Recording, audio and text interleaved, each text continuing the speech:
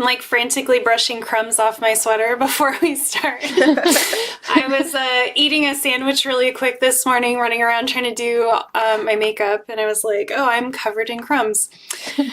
Hi, everyone. Welcome to Pink Spots, and specifically to Sex Streams. Today I am joined by Lua, aka Professor Flowers, from the YouTube channel Professor Flowers, and Kathrin from the YouTube channel Kathrin. Hi, my guests. Thank you for being here today. Hey, thanks for having us. Thank you so much. I'm talking to these two friends specifically today because the topic in our offline conversations came up around Christian religious upbringings and how they affected our views of sex, sexuality, consent, bodily autonomy, all kinds of things. As someone who is raised atheist, I still feel that I was indoctrinated with a lot of these sort of beliefs as well. But I wanted to bring on two people who had actually gone through a very religious upbringing. So that's what we're going to be talking about today, our experiences growing up and how as adults now we're sort of unpacking a lot of this and how we can see now that it has affected the way that we've engaged with our bodies and the world. Before we get into that, I did want to take a moment to acknowledge the shooting in Atlanta where 8 people died and specifically 6 Asian women were killed by a white guy. The cops are claiming that he's a sex addict who is having a bad day. We know how that goes. So I found this video by Sonia Renee Taylor, and I feel like the way that she talks about this situation and gives context and language to a lot of this stuff is really useful. When things like this happen, it's really hard not to just feel overwhelmed by rage and sadness, and I still feel those things, but I feel that the framework that she's using is really helpful to at least help us have conversations about events like this. So I'm going to share that now. Let me know if y'all can hear it, but there are captions as well. What's up, y'all?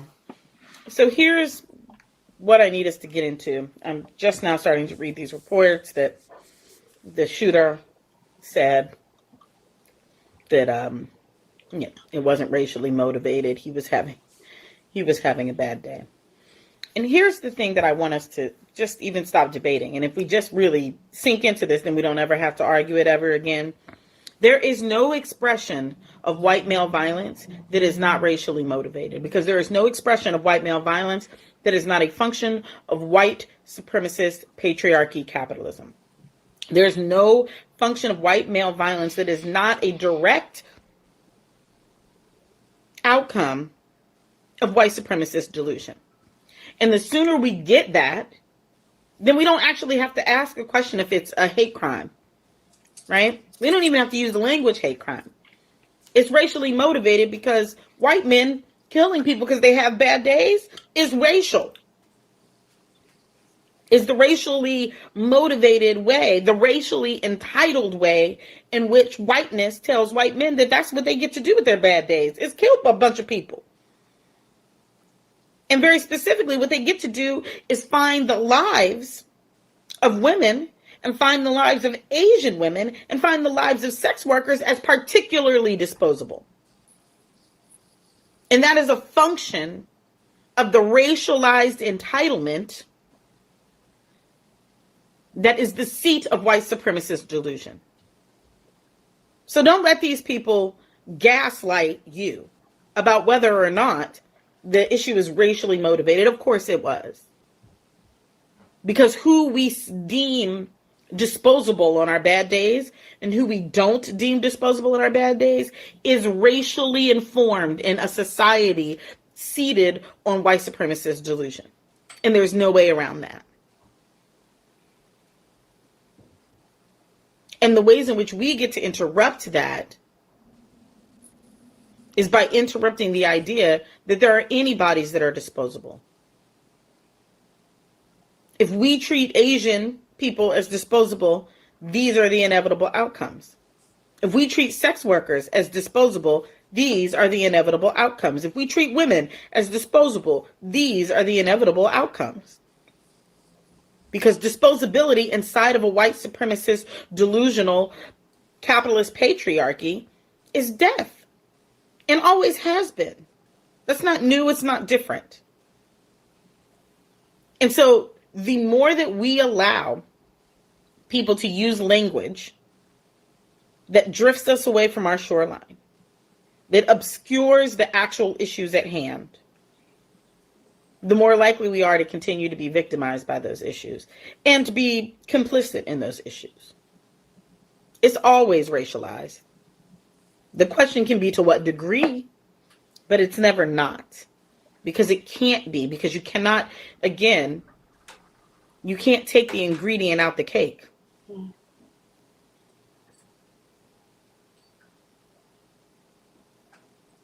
White supremacist delusion is a key ingredient in American violence. And so anytime we see American violence, white supremacist delusion is always at play. And whether or not it's the main ingredient or, it's a foundational ingredient. It's always the sugar, or it's always the flour or the eggs or the milk. I don't care what else you put in there. It's always going to be a foundational ingredient because it's a foundational ingredient in the nation. And so don't gaslight the Asian community by telling them this was about some white man's bad day. A white man's bad day becoming 8 dead Asian women is racial. Is white supremacist delusion. And don't let anybody tell you different.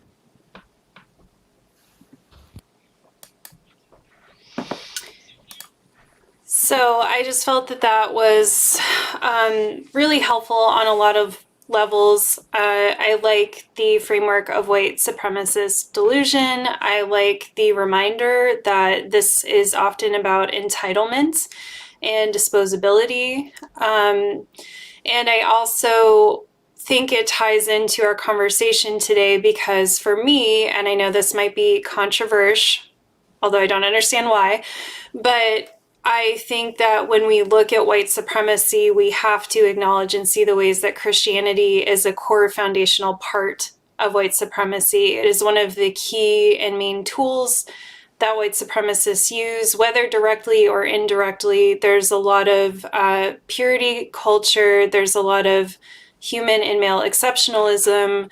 There's the policing around sex and women's bodies and the ownership of people that comes from that kind of indoctrination.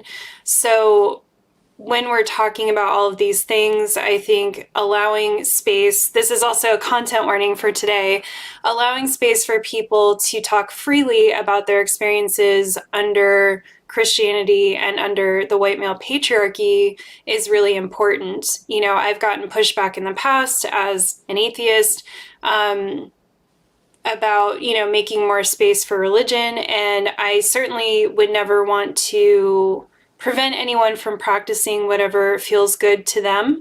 But I also think we have to be careful to not overcorrect and not allow people to just speak freely about their experiences and their feelings about the ways that they've been harmed by these institutions. Because a lot of times when people don't want Christianity to be critiqued, they're also practicing a secularized version of Christianity. And I think that we cannot allow someone's individual practice of something to bypass what an institution is doing, right?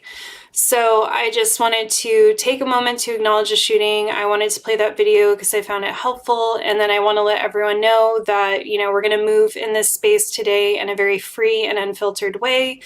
And so just proceed in knowing that. I think, you know, content warnings for rape culture. I don't know what else. I forgot to talk to you all about this, but I think, you know, just talking about the experiences you would expect discussing this content around consent, around sexuality. There will be some specific examples of like what people were told, how they were policed in these ways. Anything else you two want to add? I think I'm going to briefly mention suicide as well, but aside from that, I think maybe abuse as well. But I think you covered everything else. Yeah. Racial stuff might come up. We'll just kind of see where it goes. Yeah.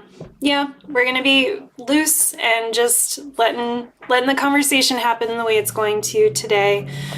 But I did want to add that in there because I just really think it's important to see the tools of how something is maintained and how it is spread. And I think that, you know, as I'll get into today, whether you're raised that way or not, puritanical and Christian values in this country are a bedrock of how white male entitlement happens in this country. It's not the only thing, of course, but it is a huge tool of how that's reinforced.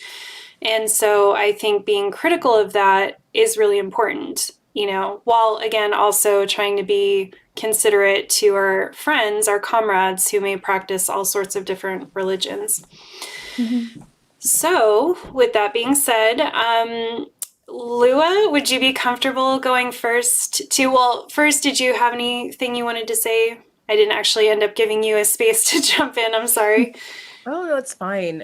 Just about the video, I just wanted to point out, going back to that just kind of how integral white supremacy is into all of these other systemic issues that we have around violence. I really liked that video, and it's something that I feel like people don't necessarily talk about a lot, like how white supremacy ties in with patriarchy and capitalism and all these things, how integral it is to it, how they're so intertwined. So I really appreciated that part of the video. Or I really appreciated the whole video, but I like that video focused on that. Yeah. Sorry, go ahead, Kathrin. Oh, no, please go ahead.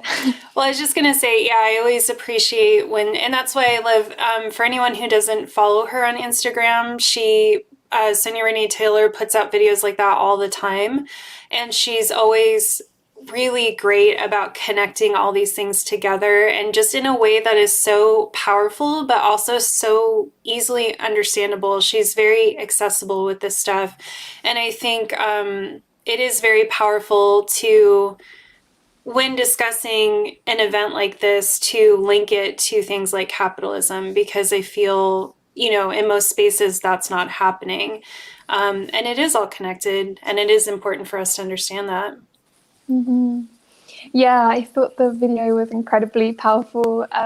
When I first watched it, I was like, wow, I love the framing of the white supremacist delusion as well. Yeah, I just had something to add when you were talking about Christianity, because I think you were so on point about all of those criticisms. But I know that a lot of people kind of distinguish between like liberation theology as something that can be really incredible as like a liberatory form of Christianity that I know that a lot of people in the Global South practice. And I think that Damon Garcia has a really good YouTube channel about leftism and Christianity that I'd recommend checking out. But yeah, just for people who might be interested in Christianity but are looking for maybe a more leftist version of Christianity. Awesome, thank you. Yeah, I was trying to remember his name because I think Mexi has worked with him. So now, with all of that out of the way, Lua, would you be comfortable talking about your background in this topic and, just where you're coming to with this today? Sure. My background is, so I was adopted into a white family, and they were very conservative Christian. And so I grew up in a very conservative Christian context, like very, very conservative. There was just like a lot of things that I wasn't necessarily allowed to do. I just grew up in very much a Christian bubble. So for any of you else who did that, who like had youth group every night, I would have youth group on Wednesdays. I went to church, and then I went to a Christian school that also had chapel at some point. So it was just like, I was very in the Christian sphere. And I found a lot of things kind of hurtful that we'll dive into later. But my bubble eventually kind of popped as I grew older and left that community. Thank you. And Kathrin, what about you?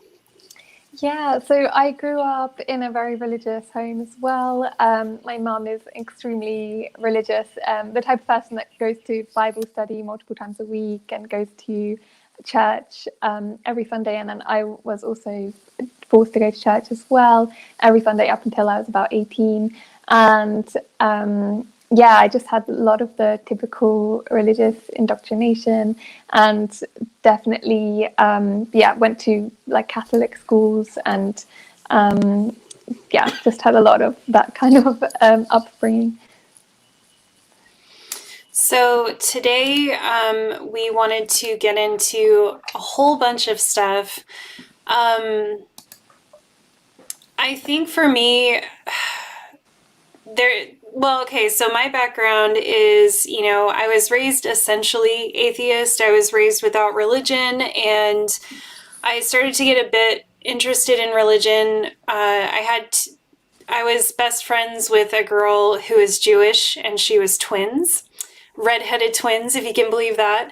And, I got interested in Judaism because of just being friends with her, and mostly because she told me they had so many holidays. So I thought that was really fun. And my parents were like, you can be whatever religion you want to be, but we want you to research it, and then we want you to tell us why you want to be that religion. And in doing that research, I was like, oh, I don't like any of this. To me, this is all bullshit. I hated authority from birth, basically. So, I wasn't necessarily indoctrinated as an atheist, but at the same time, I just grew up without religion. And also my parents definitely pushed me into thinking very critically about these things, and not just following something because someone else was, which is one of the things they did right. But within that, I can also see as an adult and looking back, I was very heavily indoctrinated with a lot of like puritanical or Christian values around sex, around my number, my body count, and really just the value system that goes around your virginity and your body. I definitely had really internalized a lot of this stuff. And, my father had been raised Catholic and had gone to Catholic school and the whole thing. So I think for him, even though he was an atheist, there was still a lot of that conditioning coming through in how he raised me. So I was really interested to talk to my friends here today about all of this because with their backgrounds, I'm interested in their stories, but also it's something that I can connect to even having such a different upbringing. So Lua, I don't know if you would like to start somewhere else, but I really was interested in your kind of school experience and the dress codes and all of that. I think that taps into a lot of kind of what we're going to talk about today in terms of consent and rape culture and male entitlement and things like that. Would you be okay to get us into that? Yeah. To be clear also, I want to, in my high school experience, I have a lot of negative stuff to say, but I had such a tiny school that I also still have like so much love for them because I have so many like loving memories. But this is one of the negative aspects of it. So once a week we had chapel, and once every year we would have a chapel where someone would be like, okay, boys, you have to leave. And then all the boys would like leave and they'd be like, girls, you're a stumbling block. And it was just like, what? Like, and so like they would just talk about how like we couldn't, they would talk about dress code and stuff and like remind us that we can't. So at my school, we couldn't show any shoulder at all, like not even like a thicker tank top. We couldn't have like a low cut here. We couldn't, we had to like wear, if we wore a dress, it had to be to our knees, even if we had leggings on, which really bothered me because I like to wear like all sorts of different clothes. And then I would be like shocked, I'd be like, I can't wear anything. Or like, there's this thing, I don't know if you guys have ever seen this, but there's like this thing where it's like a triangle and you can like put it over your like cleavage. So it looks like you're wearing an undershirt, but that way it's not stuffy as an undershirt. And I use that all the time. That's just how bad it was. But the thing is like we would have this thing in chapel where people would be like, or like someone would be like, ladies, you're a stumbling block. They would use that word all the time. And how we're tempting men. If they see our shoulders, we're tempting men. If they see too much of our ankles, I guess, we're tempting men. And it was just like, it made me feel. Oh my God. Yeah, it made me feel awful. Like it wasn't even until I graduated that I was like, wait, this is not a good mentality to have, because it's like, I would just be wearing clothes where I was like, this is a cute cardigan, like this thing that you wear. I don't always know the types of clothes names, but where it's like it's not a shawl, not a jacket. Yeah, I think a cardigan or pullover. It is a cardigan. But like, yeah, I would like be wearing that, and like it had lace on the back, and like I wasn't allowed to wear that. Apparently, it was really cute because I like lace, because I like cute stuff. And they would be like, "You know what you're doing," and I'd be like, "What? Like I know what I'm doing? Like I just thought this was cute." And that happened multiple times. Like that kind of like scarred me. Like I would be like, one time when I was like 13 when this happened. So I was like 13. I'm still a kid, and I was playing Capture the Flag. And they told me that like my shirt was like too tight and stuff, and that they could like see, you know what I'm saying? And they're like, you know what you're doing. And I was like, I'm playing Capture the Flag. Like, what do you mean I know what I'm doing? And it was so accusatory, and it was just really awful. And I'd have stuff like that happen multiple times. But now when I wear clothes, sometimes if I wear something that like shows my shoulder or like even cleavage, like I actually do feel just really empowered, because I'm like, I'm breaking dress code. And I still feel like that to this day. I still feel like I'm breaking dress code, and I love it. Kathrin, I've never talked to you about this, but did you have anything with your parents around like clothing or the way that you were presenting yourself? Was there any policing around that? I definitely had, yeah, if I was wearing something too short or too tight or stuff like that, it was definitely considered to be inappropriate and that I was tempting men. And like, if anything were to happen to me, like getting assaulted or something, then it would have been my fault. And because I was asking for it from what I was wearing. And I think my school wasn't, I mean, we have uniform in the UK, so there wasn't really like that much that they could say that you're doing this, yeah, what you're wearing is wrong. But definitely with skirts, it was always it had to be a certain length, and if it was a bit shorter or your legs were a bit longer and then so the skirt sat shorter, there was not much you could do about it. But it was always like, yeah, you would be sent out of school, you would be yeah, given detention or whatever. And it was really problematic, I think, because often there'd be these like grown male teachers that would be telling you that your skirt is too short as you're walking up the stairs or whatever, and it would feel really gross and like kind of creepy the way that they'd be like looking up your like at your, yeah, your legs and everything.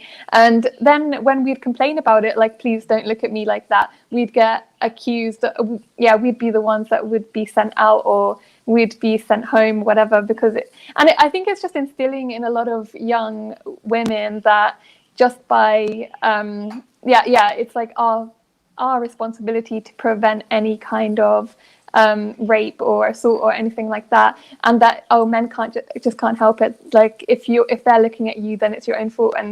And also just completely extinguishing any kind of boundaries or self-protection to just be like, please, can you not look at me like that? And then that means that we're punished. I think that's incredibly like such a bad message to send.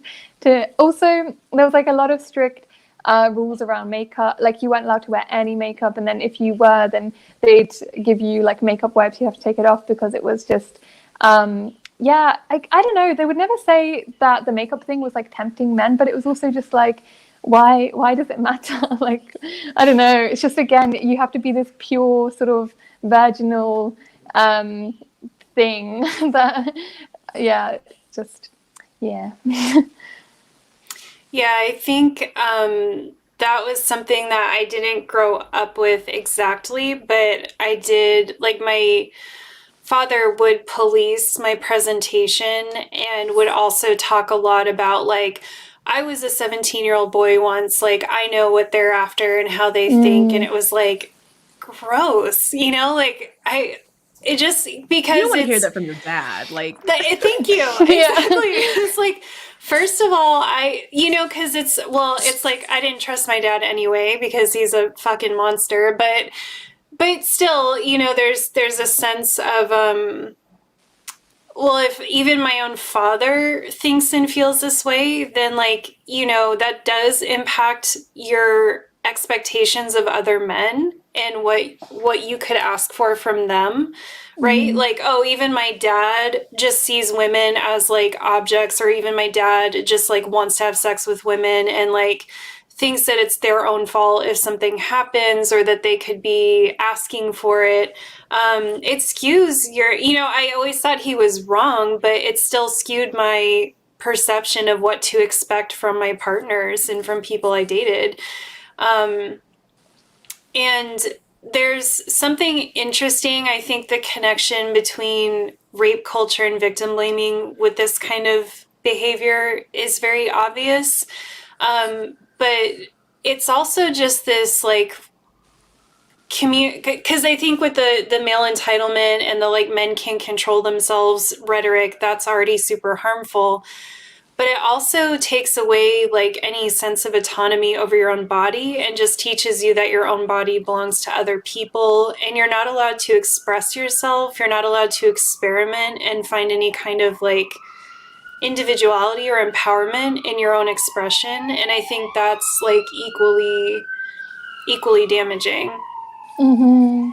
Yeah, I had a lot of that as well from my dad. Like, I just became very aware from a very young age that I was this object or very dehumanized in the eyes of men. Just like a lot of comments ever since I was like 11 or 10 about the stretch marks on my legs, or comments about my boobs or my ass or my body in general. And I remember once I was walking home and this man tried to get me in his van. It was like this big white van, and like it was like the stereotype really creepy. of the van you don't go into. Yeah. Right. And he was, the man in the van was just like, oh, do you want to have sex? Do you want to have sex with me? And I was just like, no, thanks, and just kept walking.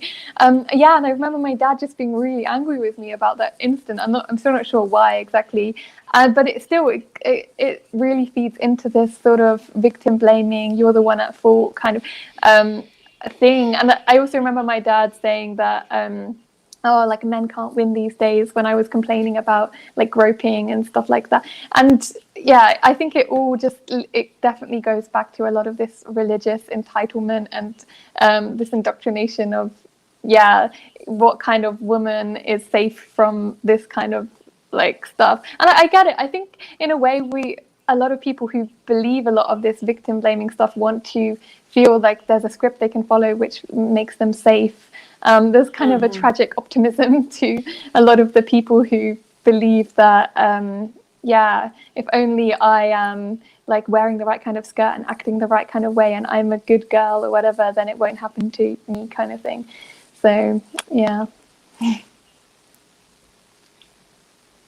Yeah, totally. I feel like, I don't know, I think that's like exactly it, where it's like people think that if they just kind of like do the right thing or follow these rules, that nothing is gonna ever happen to them, when in reality it's like this shouldn't be happening to people anyways, and we should be trying to like make a world where people can just be themselves without having to worry about getting raped or assaulted or harassed or any of those things. Mexi brought up a tweet that she saw where I guess a woman was at work and men were talking about dress codes in this way of like, oh, if someone's dressed this way, like I can't concentrate or like, whatever. And I guess the woman was like, I'm attracted to women too, and I'm able to work and not harass them. So like, why can't you? And it's like, oh shit. Yes. First of all, lesbians exist. Yep. And also, it's just such a specifically male thing, right? Because you don't ever see like a woman who's attracted to women being like, oh my God, I just can't work or concentrate or study because of these girls and the way they're dressed. Like that never happens. So it's just part of that patriarchal indoctrination that like women are here for our pleasure and it's up to them to keep stuff from happening to them because we can't control ourselves. Go ahead. And and it's just so depoliticizing as well, because it just completely puts all the onus on us, and then there's absolutely no conversation about any of the systems or structures that perpetuate rape culture or violence in general. So Yeah, I had a thought too. So another thing my dad did is he wouldn't let us cut our hair. So I, if you can believe it, had hair past my butt most of my life. For most of my childhood. And we weren't allowed to cut or dye our hair in any manner. And now as an adult, experimenting with my hair and with coloring it and experimenting with makeup and clothes and stuff, it occurs to me that that is such a key part of the queer experience, which I wouldn't have thought before.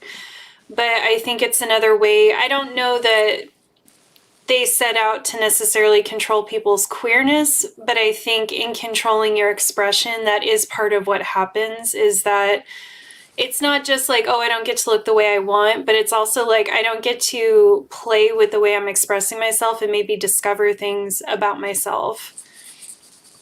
Mm-hmm. Mm-hmm. Yeah, I can't imagine how irritating it must have been to not be able to cut your hair. It doesn't make any sense. It was so irritating. I used to sit on it all the time and I was just like, oh, I hate this. Yeah, that's really interesting. Is there like a reason why, or is it your parents just kind of like, nope? Well, my mom just did whatever my dad said, so my mom didn't care, but my dad was the one who like set the rules in the house. And I just think it was part of this like Catholic, very patriarchal kind of upbringing that he had, that I don't know, it was very weird because he always encouraged us to have male traits. Like he liked that I was intellectual. He liked that I was logical, that I was more academic and things like that. So he encouraged that kind of thing. And a lot of the toys we had growing up were more like Legos and Speak and Spell and books. It was like stuff that encouraged us to like build things and play with our hands. But then on our expression side, it had to be very like cishet feminine. And it was just a weird contradiction. So he never really said exactly why we weren't allowed to cut our hair, but we weren't allowed to, and it was also very well understood that it was like no tattoos, no makeup, none of that. We were supposed to just be like good, polite. Like he always used to yell at me and be like, "That's not ladylike." And I'm like, "Have you met me?" Like, obviously. But he's also very controlling. And I think that was part of it, is that he has 3 girls, it was like an easy way to exert his control over us, was to control how we looked and expressed ourselves. Mm-hmm. Mm-hmm. Yeah, I think it's really interesting as well, because the Catholic church that I went to a lot when I was living in Austria was constantly doing this chant throughout the whole sermon. That's like roughly translated as like Holy Mother Mary, like please, I don't know, just basically worshipping Holy Mother Mary, but it's like chanting it over and over and over again. And I think it's interesting because it's almost like there was never any women who were allowed to be the priests or allowed to have any kind of position of authority within the church. But then there was so much emphasis on how holy Mary was. And I think it was almost a way to kind of, I don't know, just worshipping this virgin mother that's like just sacrificed her life for her child, but then is somehow still virginal. It just was like the epitome of what is the ideal woman in the eyes of the church that was being worshipped. And it just really perpetuated in my mind that, as a woman, I've got to be virginal for as long as possible and not even give that to my husband and somehow have a child without like having sex, and like that is what a woman has to be. And I don't know, I just really think that was such negative indoctrination. Meanwhile, the men could go be the priests, they could be the bearers of knowledge and healing and be so close to God. And I hated how you used to have to go up to the priest, and then you'd have to like sort of bow down, then he'd like touch you and then put the bread in your mouth. And I was like, I don't want this dude to put this bread in my mouth. Like, he's just touched so many other mouths before me.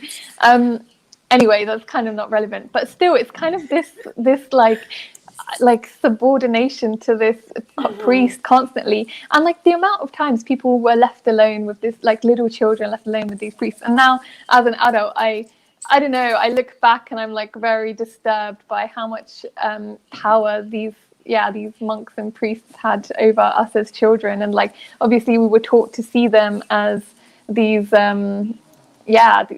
that everything they did and said was the right way, which is so damaging because of the amount of abuse we've seen that a lot of these people do now. But yeah.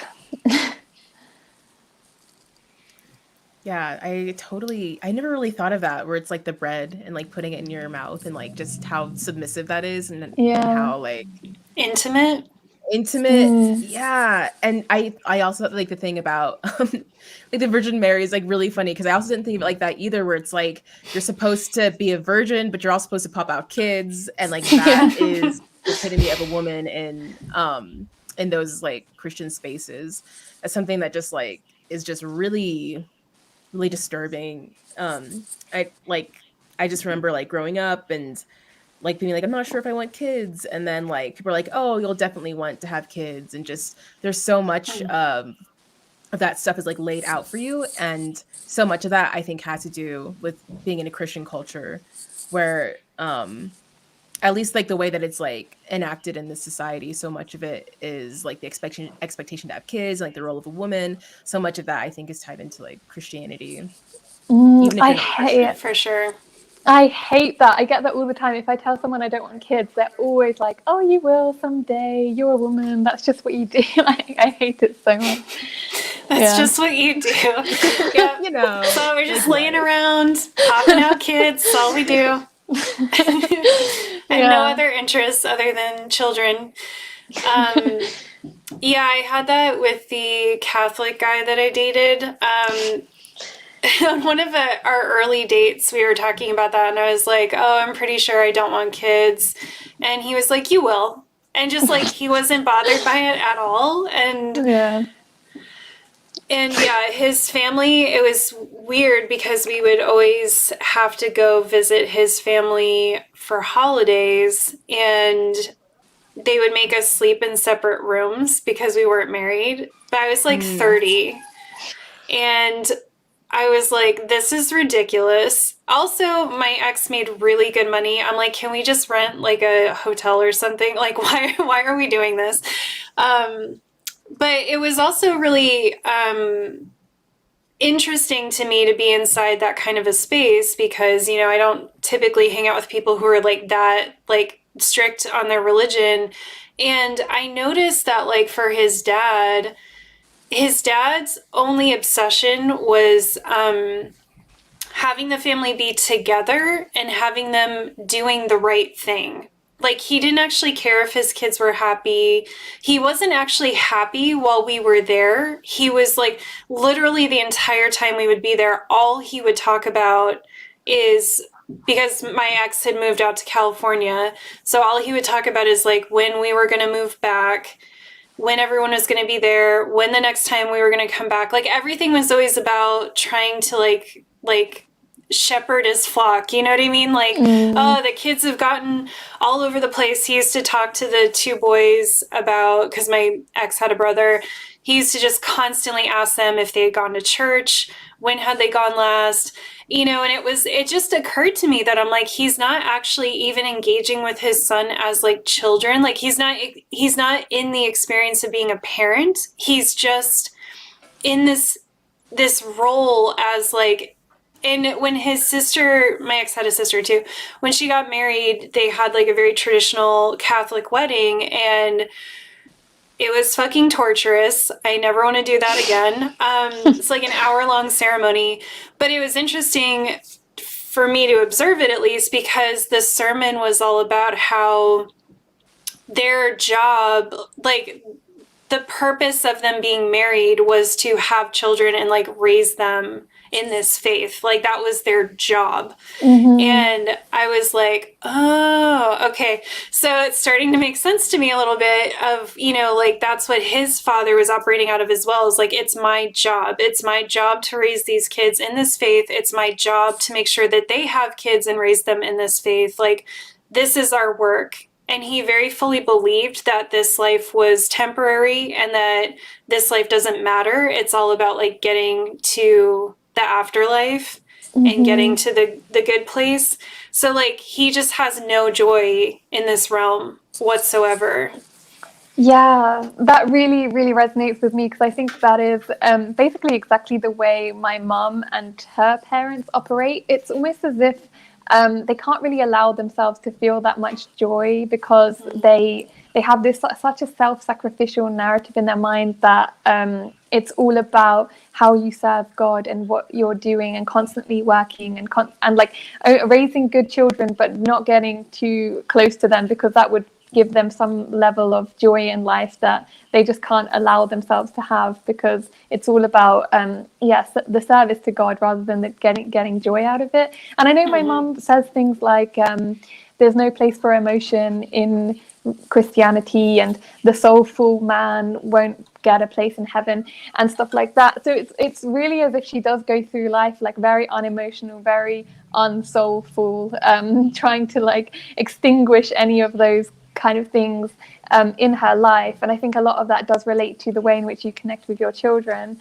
And yeah, I think it is I don't know. I don't even feel like my mum or her parents really even enjoyed having children, but it was more like, this is what God wants us to do, to raise religion. It's almost like my mum doesn't really care what I'm doing as long as I'm religious, and if I'm not religious, then it's like the biggest failure.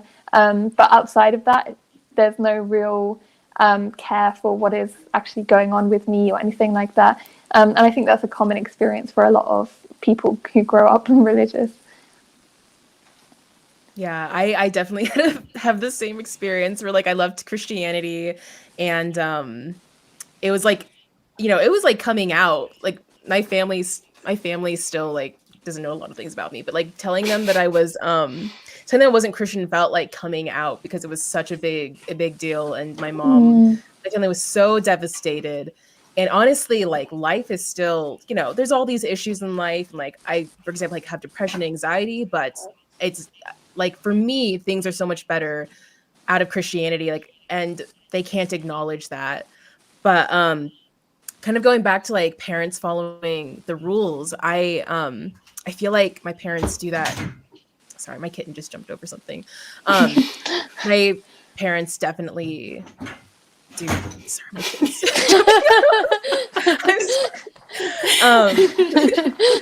but yeah, like my mom, like specifically, is like definitely like that. There was like years where she was married, and it would have been a better idea to divorce this person, where it's like living with this person was a very like unhealthy experience, like very, very, very, very, very, like without going into like too much detail, but it was like tragic to watch. And I kept on, like, us as kids were like wondering, like, why don't you divorce this person? Like, you seem so unhappy.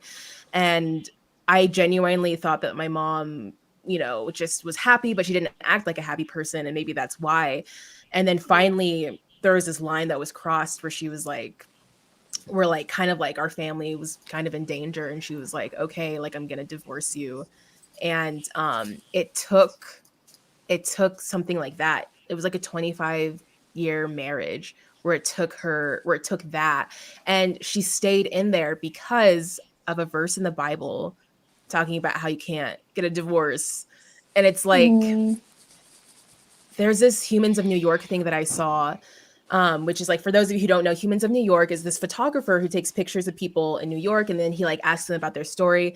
And there's this one picture of this man who looked to be like in his 50s or 60s, and he's just kind of like staring off in the distance. And the caption says, it says something like, I followed all the rules and still lost. And he just looked so like just sad. And I thought about my mom, where it's like she followed all the rules and tried to be a good Christian. And it's obviously like, you shouldn't be with someone who's toxic, and it's the toxicity of that person where it's like, it's not that part isn't her fault. But it's also like part of me just gets so frustrated because she followed the Bible, and that kind of screwed her over. Like I'm glad she eventually divorced him, but it was like 25 years too late. And that's like a huge chunk of your life you'll never get back. And it just makes me so sad how it's like how the Bible's used to oppress women and control them. And, it's used to control people in general, but like especially women and like people losing their sense of agency in life if you follow this religion a lot of times.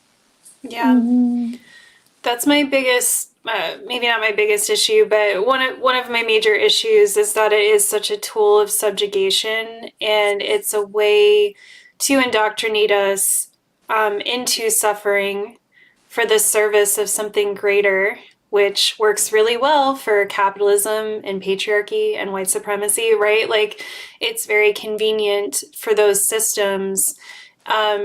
And then, to see the individual tragedies that play out from that kind of conditioning, because that's how that was such a light bulb moment for me with my ex's father, was to realize, and I mean, he like flat out said it at one point too, but that, someone like your mom, like her suffering was in service of God, and she should just do it because this life is meaningless, and she would be working towards something else. And it's like, that is,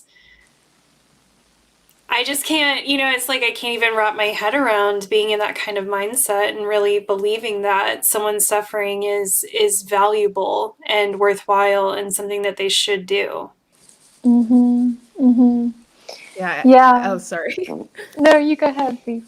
Oh, just like a quick aside, I had a youth group leader who, like when I was like 13, she like told me what story. There was like a story in the Bible. I don't remember which one. Dang, I used to know all the Bible stories, like easy peasy. But this is one where like this woman had in the Bible like an abusive husband, like, it was awful. Like I remember being like, this is extreme. And I was like, she should just leave her husband. My youth group leader was like, nope, you got to stay with your husband. And I was like, well, what if they're abusive? I literally said, what if they're abusive? Not even just like a bad person. I was like, what if they're abusive? And she said, no, you just have to stay with them. And I was like, but then what do you do? And she's like, well, you get to blame them for being a jerk, but you have to stay with them. And I was like, this seems so messed up. And I was like, I didn't really know what else to say. I was like, that just doesn't seem right, but I guess we'll figure it out when we get there. And then now I'm just like, wow, I'm glad that's not something I'm thinking of. But sorry, what were you going to say, Kathrin? Yeah, no, I think there were so many things like that were constantly indoctrinated into me as well. There was like that saying that thou shalt obey your father and mother. And I think that was incredibly damaging as well, because then, I mean, especially if you grow up in an incredibly abusive household, if you have like sexual abuse, emotional abuse, physical abuse, and you're constantly told that you're still supposed to obey your parents regardless of what's happening, it can be so damaging, because so many children just end up being stuck in certain situations where they'll never like realize that what's happening is bad or try and seek any help, because they just feel like they have to obey their parents. And I don't know, I just think that's like really disturbing, which I definitely had that kind of messaging a lot, which was really harmful. And I think that I definitely internalized this self-sacrificial thing a lot of the time as well, and I think that left me really vulnerable to abuse from the pedophile when I was really young, because I really had this sense that one, definitely obeying the authority figures was really significant part of my indoctrination, but also not really being able to say no or speak my boundaries, and everything was about sacrificing myself for someone else, and especially a man and an older man. So with him, I used to always just feel like, I don't like this, but this is just what I have to do. I want to be a good girl. I don't want to be mean or say no, or I don't know, make this person uncomfortable and stuff like that. And definitely because of that self-sacrifice, another really frustrating thing for me is the overemphasis on forgiveness from the church, because I immediately went straight into this like, oh, I feel sorry for him. There must be something wrong with him, and that, he should get help, blah, blah, blah. And like immediately into like forgiveness, and he can't, that kind of thing, rather than what would have been healthier to just be like, this is wrong. This person has hurt me. I need to like have protection and boundaries and help. Instead, I was like empathizing and forgiving him. And I think that a lot of that came from the church. I think the church just has this overemphasis on forgiveness, which isn't inherently terrible, but I think that it's often just used as a way to bypass doing any sort of like blaming or shaming of other people, which often is what's needed in certain situations, and it can often mean that firstly, I think a lot of the time it's just premature forgiveness isn't even genuine forgiveness, because if you haven't like done the grieving and processing and angering about the harm that's been done to you, then how can you really forgive if you haven't like processed and acknowledged what's happened to you? And also like forgiveness isn't a linear process as well, because I mean, I think, well, for some people it might be, but I feel like some days you can forgive and other days you can't. It's not really like a static thing, I think.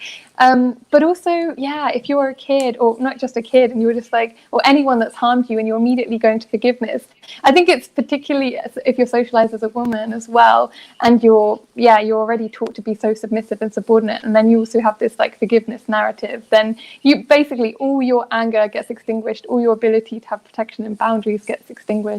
And I think that was really damaging for me. It's also in like relationships later on in life with partners that were abusive, I was always just like, oh, but they're having a hard time. I've got to forgive them. I've got to empathize with them. Always like sacrificing my own needs for them. And yeah, I'm really angry at the church for that messaging.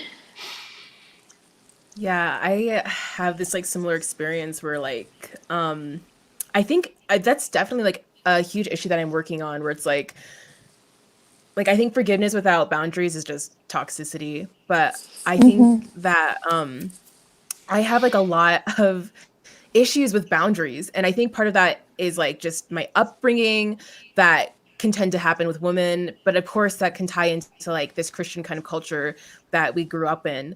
And I also just had like the hardest, like I still struggle with this. Like it's super embarrassing. Like the people I've dated, like I've dated like really abusive people where I'm like, wow, this is like really like, I'm ashamed to tell some of the stories where it's like, because I tell them and people are like, but you stayed with that person, and I'm like, I know.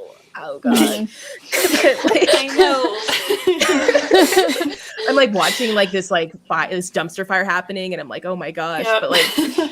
But yeah, I've just been in really abusive situations, like physically abusive and emotionally abusive, and I've just been like, and after the fact, like this thing like instantly happen, like I'll be like really angry about it, and then like this thing happens where it's like, oh, you just need to like forgive them because they're having a bad day. Going back to the killer, going back to that gunfighter who's having a bad day. Yep. A racist bad day. Let's just it all goes point back that to the out. video, always. Yeah, but it's like that's so often like how we're conditioned to view like people who have like hurt women, or like that's how like women are like conditioned to see things, where it's like oh, they're just like having a bad day, and you try to like empathize them, and then if like I feel guilty if I'm like not like empathizing with them or like giving them like, it's good to like go through like issues and be level-headed and be like, okay, here's like their context, but there's this way where it gets out of hand where like I do that for people who are not gonna do that for me at all, and then I kind of just like accept that, and then I feel like there's something wrong with me, and I just feel like that's that's such a common issue for so many women. And I think a lot of that, yeah, for me, that definitely ties back to like the culture of like forgiveness. Like there was a family member who used to be like physically violent towards me, and I remember my mom saying that happened years ago, and like she was like, didn't you forgive them? That happened honestly a couple years ago at that point. And I was like, I mean, I would really like to forgive them, but it still really hurts me. And it was like really wild to me, because in that situation I was actually the bad person, because I hadn't fully forgiven them for like literally like hitting me at times. There's like, I don't even go into details about like just the messed up stuff about it, but like just like physical and verbal abuse from this like person. But I was the bad person because I didn't forgive them all the way, and I was like, what? Right. It's messed up. There's something interesting about indoctrinating people into forgiveness without any kind of process. And I think it's also interesting to think about how so much of this, and I don't know the exact practices of each specific sect of Christianity, but how so much of it is predicated on confession. And you know that you can be forgiven for almost anything, but you have to confess it to an authority figure, and then that authority figure just like makes it go away, essentially. I think that all is interesting, and I think that also, I don't think that women get the same kind of pathway to forgiveness that men do in these religions. I feel like they have to live with the repercussions and stigma of things that may have happened even to them, like may not even be something bad that they did. But I think it's interesting to build culture around, you know, if you confess that you were bad to an authority figure, then that can be absolved. But there's no process in that. There's no, right? There's no, like, the person that you've often wronged in these confessions is God, not like another human who then you have to practice some kind of like transformative justice with, or some kind of community building with. And I don't know. There's always been something about this, like what I do to other people has nothing to do with other people. It has to do with me and like this higher power, and he can forgive my actions has always been really dangerous and creepy to me. Yeah, I just like have this like flashback of people being like, "That's between me and God," and like, no, it's between you and me, and we need to sit down and figure this out. Right like, no, it's us right here, so let's talk about it. Yeah. Go ahead.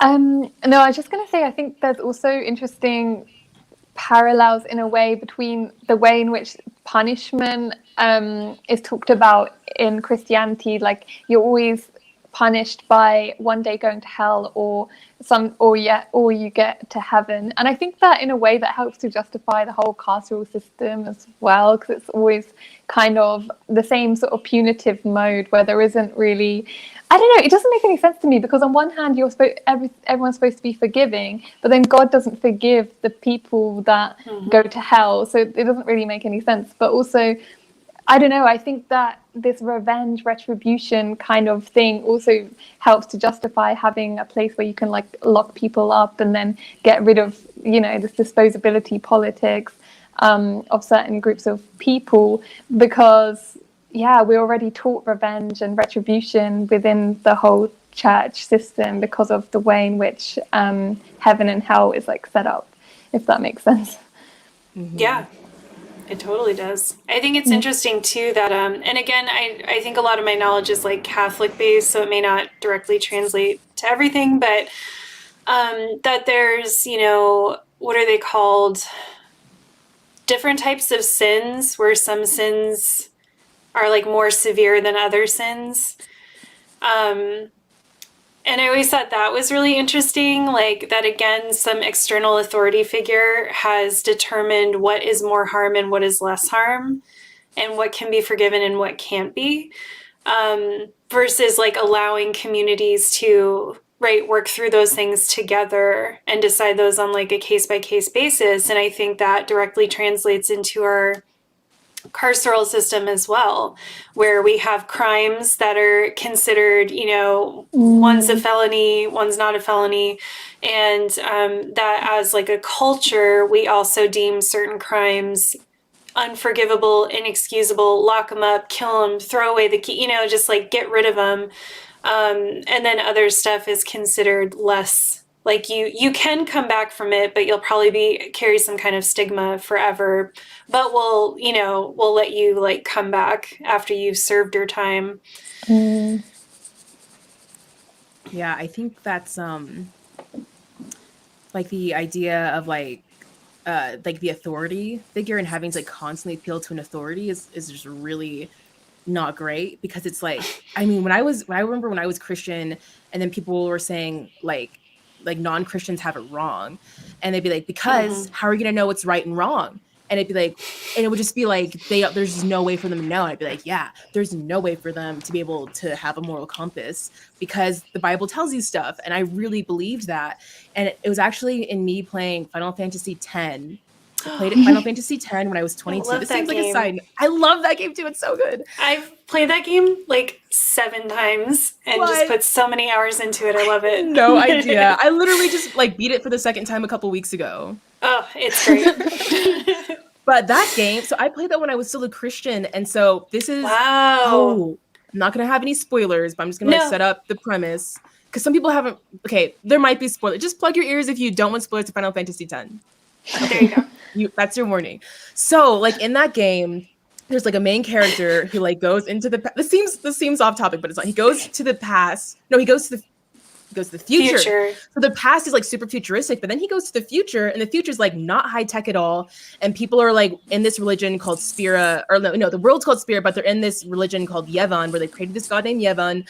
And he's like, wait, what happened? Because like, if I'm from the past, why is like everything kind of like outdated? Like no one's using machinery. People are all praying to this god. And then you kind of find out, like, you're like, wait, so like, is there actually like this god? Because like this, like, there's like all this magic happening. So you're like, oh, like there must be like this religion seems real.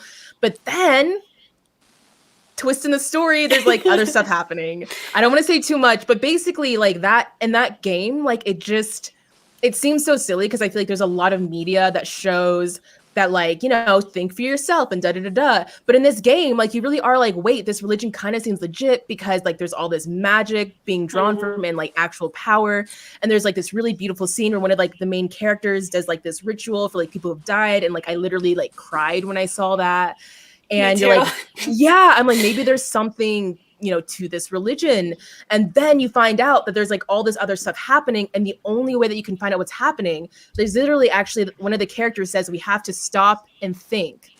Like we can't be too hasty. We have to stop and think about this. And for some reason, I read that and it blew my mind. Like my mind just exploded. And I was like, whoa, like people who like, you know, think evolution, because I still didn't necessarily believe in evolution. This is super embarrassing. Wow. Yeah, that's how far I got. I think I was like starting to be like, okay, like evolution's a thing, but like, you know, there's a way where God like, you know, maybe it's like self-guiding evolution or something, or like at that point it was still like, yeah, I was very super duper Christian for like a very like up until, you know, fairly recently actually.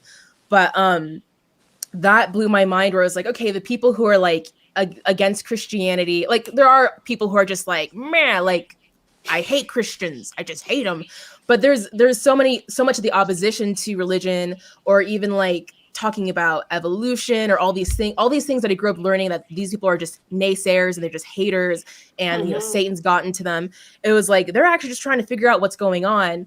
And a lot of times Christianity is like, no, like this thing isn't real. Like it's something in the Bible. Like the world's only, you know, I know there are Christians who don't believe this, but where I grew up, the Christians were like, the world's only 6,000 years old. Evolution isn't real. And if you believe it, you're silly. And I was like, those people aren't trying to attack. Like when I played Final Fantasy X, I was like, wait, whoa, those people aren't trying to attack us. They just want to figure out what's happening.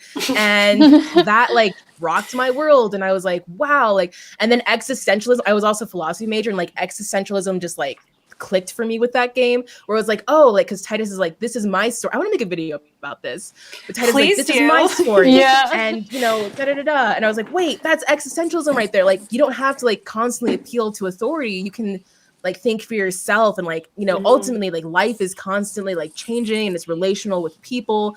And so you're gonna have to, either way, whether you're religious or not, you're gonna have to figure that out for yourself anyways. And Final Fantasy just made all that click. So yeah, great game. Highly recommend it. So good. I hope I didn't spoil too much of it. I know, I don't want to either, but I like too that it explored the ideas of predestination and self-sacrifice and things like that. I think it handled just so many things well. And yeah, as an atheist, I was like, this is very interesting to me. I like what's happening here. There are just some really cool questions posed, and because you're so attached to the characters, you really are able to I don't know, explore those themes in a way that feels really personal, which is always effective. I didn't even know we were going to talk about video games today. I'm so excited. Yeah, that was not in the notes. I was just like, wait a minute, Final Fantasy X rocked my world. But it really did. Like that was kind of the beginning of the end. Like I think I was like kind of like exposed to all these ideas that was like kind of like getting me to like consider leaving Christianity. And then I played Final Fantasy, and I was like, this isn't real. Like there's no way. Like, okay, I don't want to get like, too offensive. This is my story. I'm the author of my story. Yeah, I was like, there was just like a lot of, it just like disillusioned a lot of things for me. But it was like also like really freeing too. It was really sad because I was like, wow, I grew up my entire life being religious, and then so it was very sad in that way, but then it was also like, wow, what else is there? Because I thought I had seriously explored that, but like not really, because I was always looking at it within the confines of the Christianity I grew up with. So you were a philosophy major and still very Christian? Yeah, it's is that the timeline? Yeah, I like went to this very Christian high school, and then I had this teacher who taught film and English and art and culture, which was basically a philosophy class. And just, it rocked my world. And then I really wanted to go to this like Christian school, this Christian college that like was like this dream school. Like it used to be a manor. It's in Philadelphia. It's called Eastern University, but it used to be a manor, and there's an honors college, and all the honors students got to take their classes in the manor part. So there's like this one classroom that has like a fireplace and like a grand piano. It looks like the X-Men movie.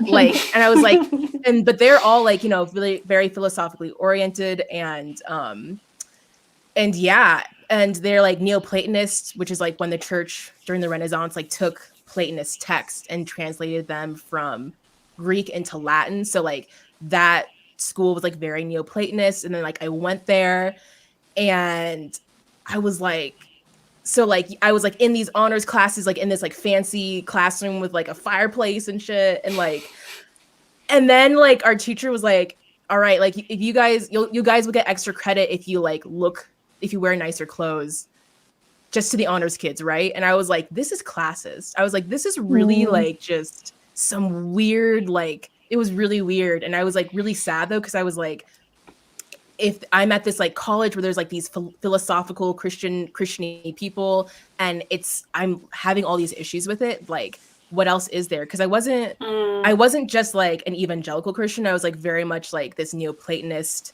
Christian, which tends to be like academic and very like Plato oriented, and like it's like a lot to dive into. But I was like, if I found like my people and these people suck, like what else is there? And then I kind of like started to have my journey of leaving Christianity, and then I played Final Fantasy X, and the rest is history. I love that. Kathrin, this is another thing I've never talked to you about, but did you, like, how do you identify? Did you leave Christianity? How did you start to unpack this stuff? You know, like, what was your path to having some critical thought around the way that you had been raised? I don't think I had any kind of sort of coming out thing like you did, Lua. I think it was more just the fact that I saw how miserable my mum was, and then how miserable my mum's parents were. And they're exactly like that married, like the marriage that you were talking about, because my mum's parents are like in a really unhealthy, unhappy marriage still today. And it was always so evident that it was only because of church and religion that they were still married. And then I also had like a death in the family that was directly related to religion, which like I won't go into like too much, but it was, yeah, just very, very clear to me, like this is toxic and this is leading to like really damaging things like within my family. It's not actually making people happy. I don't want to be like these people. So I think it was just like slowly over time I just realized. And also even when I was in the church, I think it's good in some ways because it exposes you to different types of people from like different walks of life, I suppose. And I guess you can pick up some skills from church, and you know, there's a lot of kids that I made friends with and stuff like that. But mostly I felt like I just always had to put on this performance. It all seemed so inauthentic. Like, I don't know, everyone would have this kind of toxic positivity mode all the time of like acting like they were really happy and so connected to God, but it all just felt so fake, and I just got so sick of putting on this like. Also, as I don't know, you know, as I'm trying to figure out whether I'm autistic as well or not, like the constant small talk and the church environment in general, I just do not think it's well suited for a lot of people with neurodivergence or certain disabilities and things like that, because it's just an exhausting environment. Maybe for some people it isn't, but for me, I just felt it was extremely exhausting, like constantly having to put on this kind of performance. And yeah, so I think I just like never really enjoyed much of it in any way, and I didn't like the people that were there. I didn't want to be like them, didn't want to be like my mum or my grandparents. So yeah, just slowly over time I think I just started to reject it. But yeah, like you, Lua, I think I'm still not sure. Yeah, my parents still think that I'm somewhat religious, I think, and I just sort of nod and smile and pretend that I believe everything, because I'm genuinely afraid like how they would react if I were to say that, oh no, I definitely don't believe this, and it would just be more hassle than it would be worth to like try and to tell them that I wasn't religious. But I'm curious if you had this, because I felt like I had a kind of void, definitely sort of a spiritual void in me when I realized that I wasn't Christian. Because I guess in many ways it was really nice to grow up praying every night and thinking about God was there to protect me, and this like great guy that was always like hanging out with me and stuff like that. And although, yeah, in some ways the version of God I had in my mind was really toxic too, but at the same time I really loved that. And then so I definitely had this sort of spiritual void for a while, and I think that I've kind of filled that now that I have a different type of spirituality that's more kind of rooted in like the interconnectedness of all things and nature, and more of a, yeah, I don't know what you'd call it, but some sort of spiritual belief, I guess. So now I don't have that void anymore, but I definitely think, yeah, I don't know, did you experience anything like that when you left Christianity? Yeah, I definitely had, like, I would still pray, like I would just, because it would just be like automatic.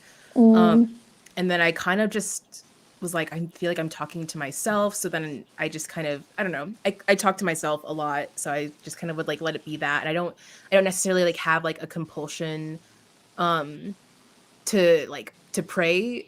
Not that that's bad if people do or anything. Like, it's not, that doesn't have to be compulsive, but like for me it felt compulsive. Like I think a lot of it has to do with my anxiety, actually, because it was like, oh gosh, I'm anxious. And I'd be like, dear God, please let this day not suck or something. I don't know. Like I kind of was, I think I was so anxious that I like had a compulsion to like pray to God because that'll help things be better. And I don't necessarily have that anymore, but I definitely, like, I think this is actually when I was Christian, I still believe this, that like that spirituality and arts and like are often kind of like just intertwined. Like I had this, like, this sounds so cheesy, but like I went to this concert of like my favorite band, and it felt like a really spiritual experience seeing them live and being there with everyone else. And I was like fascinated by this because I was like, I feel more spiritual at this concert than I do at church a lot of times.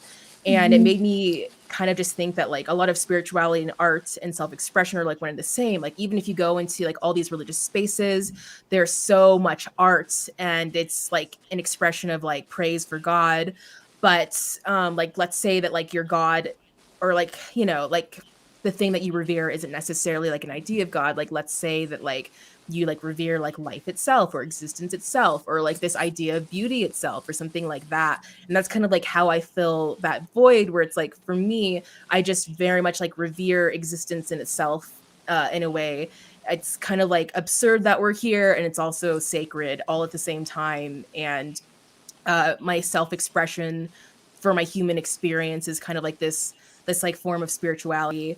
And you know, also it's like nice to do habits. Like the one thing I really miss is like, and when you're religious, like you have church every week and you have like certain spiritual practices. And like before I left Christianity, I was like interested in Eastern Orthodoxy, so they have like a lot of, you know, as you know, like a lot of a lot of daily spiritual practices. And like there's a way where I've kind of try to do that by like meditating, and then like find community with people, because that's another, I think, spiritual practice that like is also very just human, but like having community. So I'm like, those are kind of like the ways where I'm trying to fill those voids.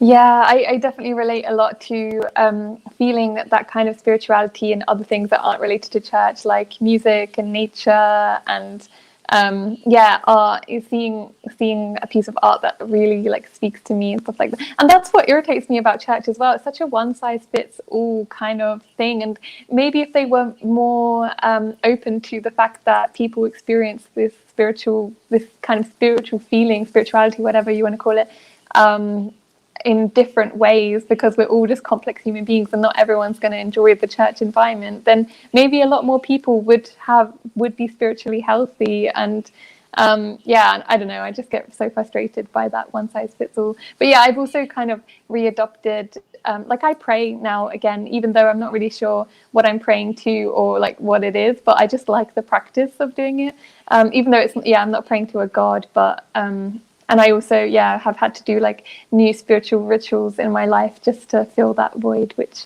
Kathrin, I really like that you brought up kind of the ableism of the the physical environment of church, you know, because that was something when I would go back home with my ex, we often went home for Christmas, obviously, and his parents would wait for us and want us to go to the Christmas Mass together. And I have never felt so alone in my entire life as I used to feel sitting through those sermons. Because obviously, like, I was definitely an atheist by that point, like a formal atheist. And so it was really uncomfortable because I'm like, I just so highly disagree with what's happening here. But a lot of it too, now in being able to process more about like my disability, my autism and stuff, like it was also just so physically uncomfortable. Like those seats, like I have a bad back, and something like sitting for a long time, and especially if I'm chilly, will make my back hurt really bad. And so it was also just this like physically draining process, and it's very hard for me if I'm not interested in what's happening to like not be able to distract myself or do something else. Like it's very hard for me to be stuck in a scenario that is not interesting to me. And we would go for hours, and so I'd have to sit there for hours like with this thing that I just was not tied to at all. And I would just be so fucking drained by the end of it. And it was really difficult because of this idea of suffering and sacrifice. Like he and his family just didn't care. Like I couldn't advocate for myself because they were like, well, yeah, you know, like that's what we do for God. We suffer. So who cares if you're uncomfortable? Like just get through it. And it just was the absolute worst. And I never really thought, like, it didn't occur to me till you said it to go back and kind of revisit those memories from that angle. But it is really, really ableist to expect people to be able to sit in this like physical situation and to pay attention for that long of a time. And even like you were saying, even with is it called the Eucharist? I have that word in my head somewhere. With the like wafer or the bread or whatever, like how not hygienic that is. And like if you have a compromised immune system, you know, that's something that could be really scary for you. It's just, yeah, in a lot of ways, it's that again, it just ties into so much of what white supremacy ties into, of like, we want bodies that function this way, or else you should suffer, to try to still provide value to the institution. Yeah, my granddad, he still goes to church, even though he's basically completely deaf and can't hear anything that is being said in the whole sermon. And also, a lot of he's really old, and my grandma's really old, and like they have to sit on these uncomfortable chairs, and they have to kneel half the time. It's like super uncomfortable. And the only reason he goes is because he feels like he has to go to church to earn his place in heaven. But I was like, how ridiculous that this deaf man who can't hear what's being said has to sit through this, and it's super uncomfortable. I can't imagine anything worse.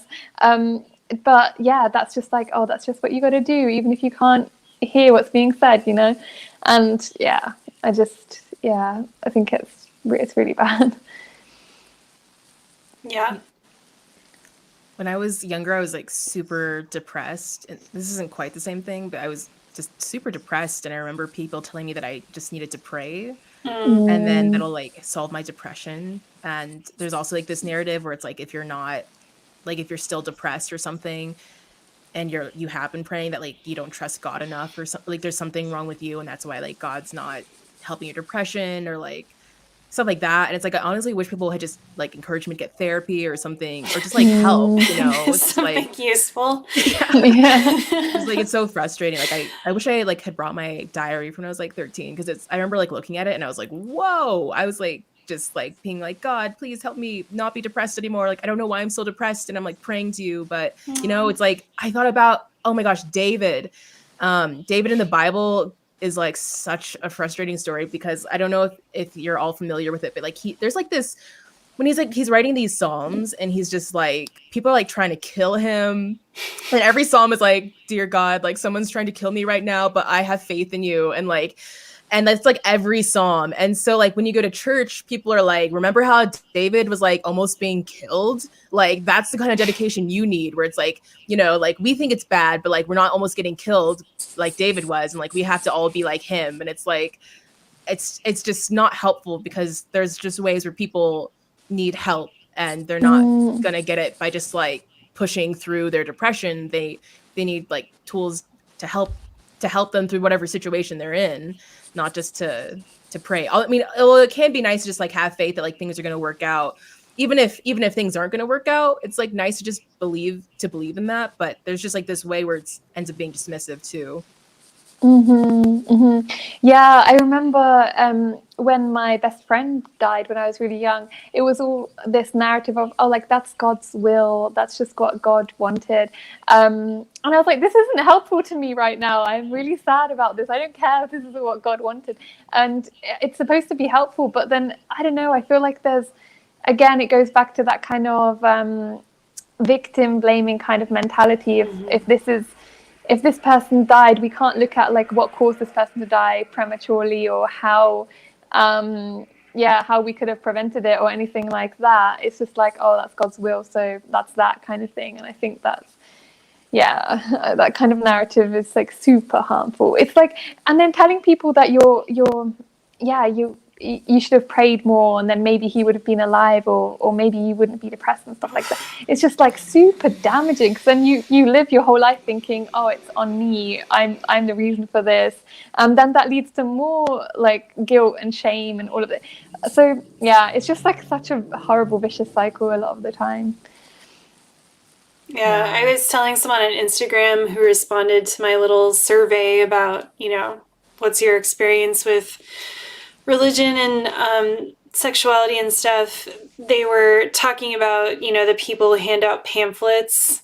And I was telling them a story about how I had this one day after work. I used to take the bus home from work every day, and I was just having a bad day. I had like this friend where things are complicated, and like, you know, I was just having a bad day. It was just like something had happened and I was bummed out. And so I was just like sad sitting on the bus, and this guy who always took the bus at the same time just came up and like shoved one of those pamphlets in my hand.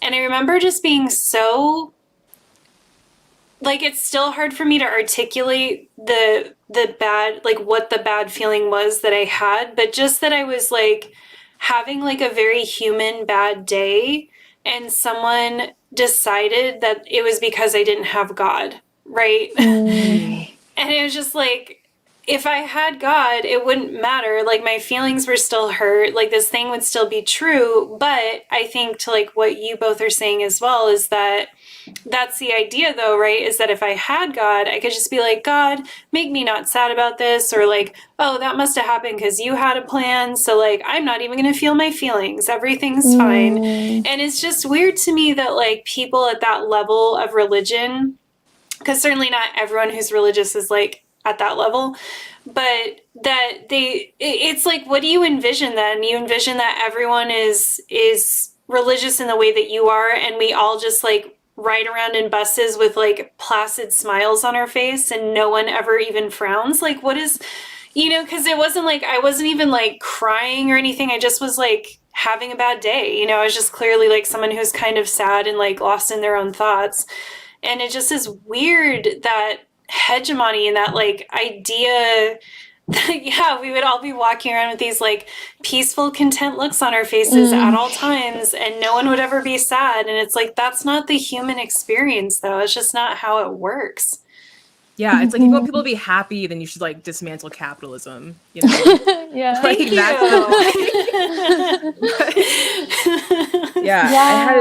Start there. Start with capitalism. But I had this experience where like I was like opening up to my mom. I'm really glad that she's never going to see this, because she doesn't need to know all the stories. But like I had this experience where I was like opening up to my mom, and I was like, oh my gosh, because my mom, I usually feel like I have a hard time opening up to. So this was like a really like special moment. And I was like telling her about how sad I was about something. And she like pauses and she's like, well, honey. And I'm like, whoa, is she going to give me like some heartwarming like parent advice for like the first time ever? And she goes, well, you know what I think, and I think that you should come back to Jesus. And I was like, Oh my I thought we were gosh. gonna have a moment. I thought we were gonna I thought you were gonna give me some heartwarming advice, like about like, well, you know, I support you and what you do, and like I know that's tough. So I don't remember exactly what we're talking about. It was just not what I was expecting. I was not expecting her to be like, it's because things are hard because you're not following Jesus, and you know, you just gotta run back to him. And I was like, oh, never mind. You gotta run back to him. I don't know how this slipped my mind until now, but my mom actually went born again when I was in high school. And that was the thing. Yeah. So she is an alcoholic. She's in recovery now, but, you know, her drinking got really bad when I was in high school. And my dad ended up kicking her out, and she moved back to California. So, like, she moved across the country from us. And she went to AA, and like through that process ended up becoming born again. So she stopped drinking, but then she became very religious. And remember, this was like the same person who, when I was younger, was like, well, you know, if you research religions and you can like tell us why, you know, as someone who had taught me to think critically. But anyway, we had very similar conversations. You know, I was in a very abusive relationship. I was obviously struggling financially as someone who didn't have any parental support. I was out on my own, and I didn't have a college education. So I was like working all of these minimum wage jobs, just trying to keep a roof over my head. And I would try to talk to her about life. And I thought, like, as my mom, she would be a parent, you know, she would give me parental advice and support. And no, it was always like, well, I know you don't want to hear this, but I'm going to pray for you. And just like, you know, Jesus has a plan, God has a plan. And I was like, who the fuck is this? Like, it was so weird, because it was like, not only am I not getting what I needed from her, but also it was like, literally, who are you? Like, this is not the person I grew up with. It was really hard. And I think for me, it just cemented a lot of my feelings about organized religion. And I could see very clearly that my mom was not dealing with stuff, and that this subjugation was the only way she had been able to stop drinking, because she basically had replaced it with a different sort of stimulus and addiction. And I could see that, like, even as, you know, a teen, early 20s adult, I was like, you're still not my mom. You're still not someone who's here with me. I was never able to process my anger and just my feelings around what happened when she was drinking, because we couldn't talk about anything in a real way. We couldn't talk about anything. We could only talk about, you know, Jesus. And she also counseled me in how to stay with my abusive boyfriend, which I think also ties into, you know, the education that she was getting. And fun fact, my mom's actually bisexual, and she never like formally kind of came out to us. And then when she became Christian again, or Christian, my youngest sister came out to her, and she tells her all the time still that she's gonna like burn in hell for being bisexual, even though she is also bisexual. And again, that was not how we were raised. This was not something that she thought as we were growing up. We were told by her that we would be loved no matter what, and that like we were fine however we were. And now she doesn't believe that. Now she believes that people will burn in hell for being gay.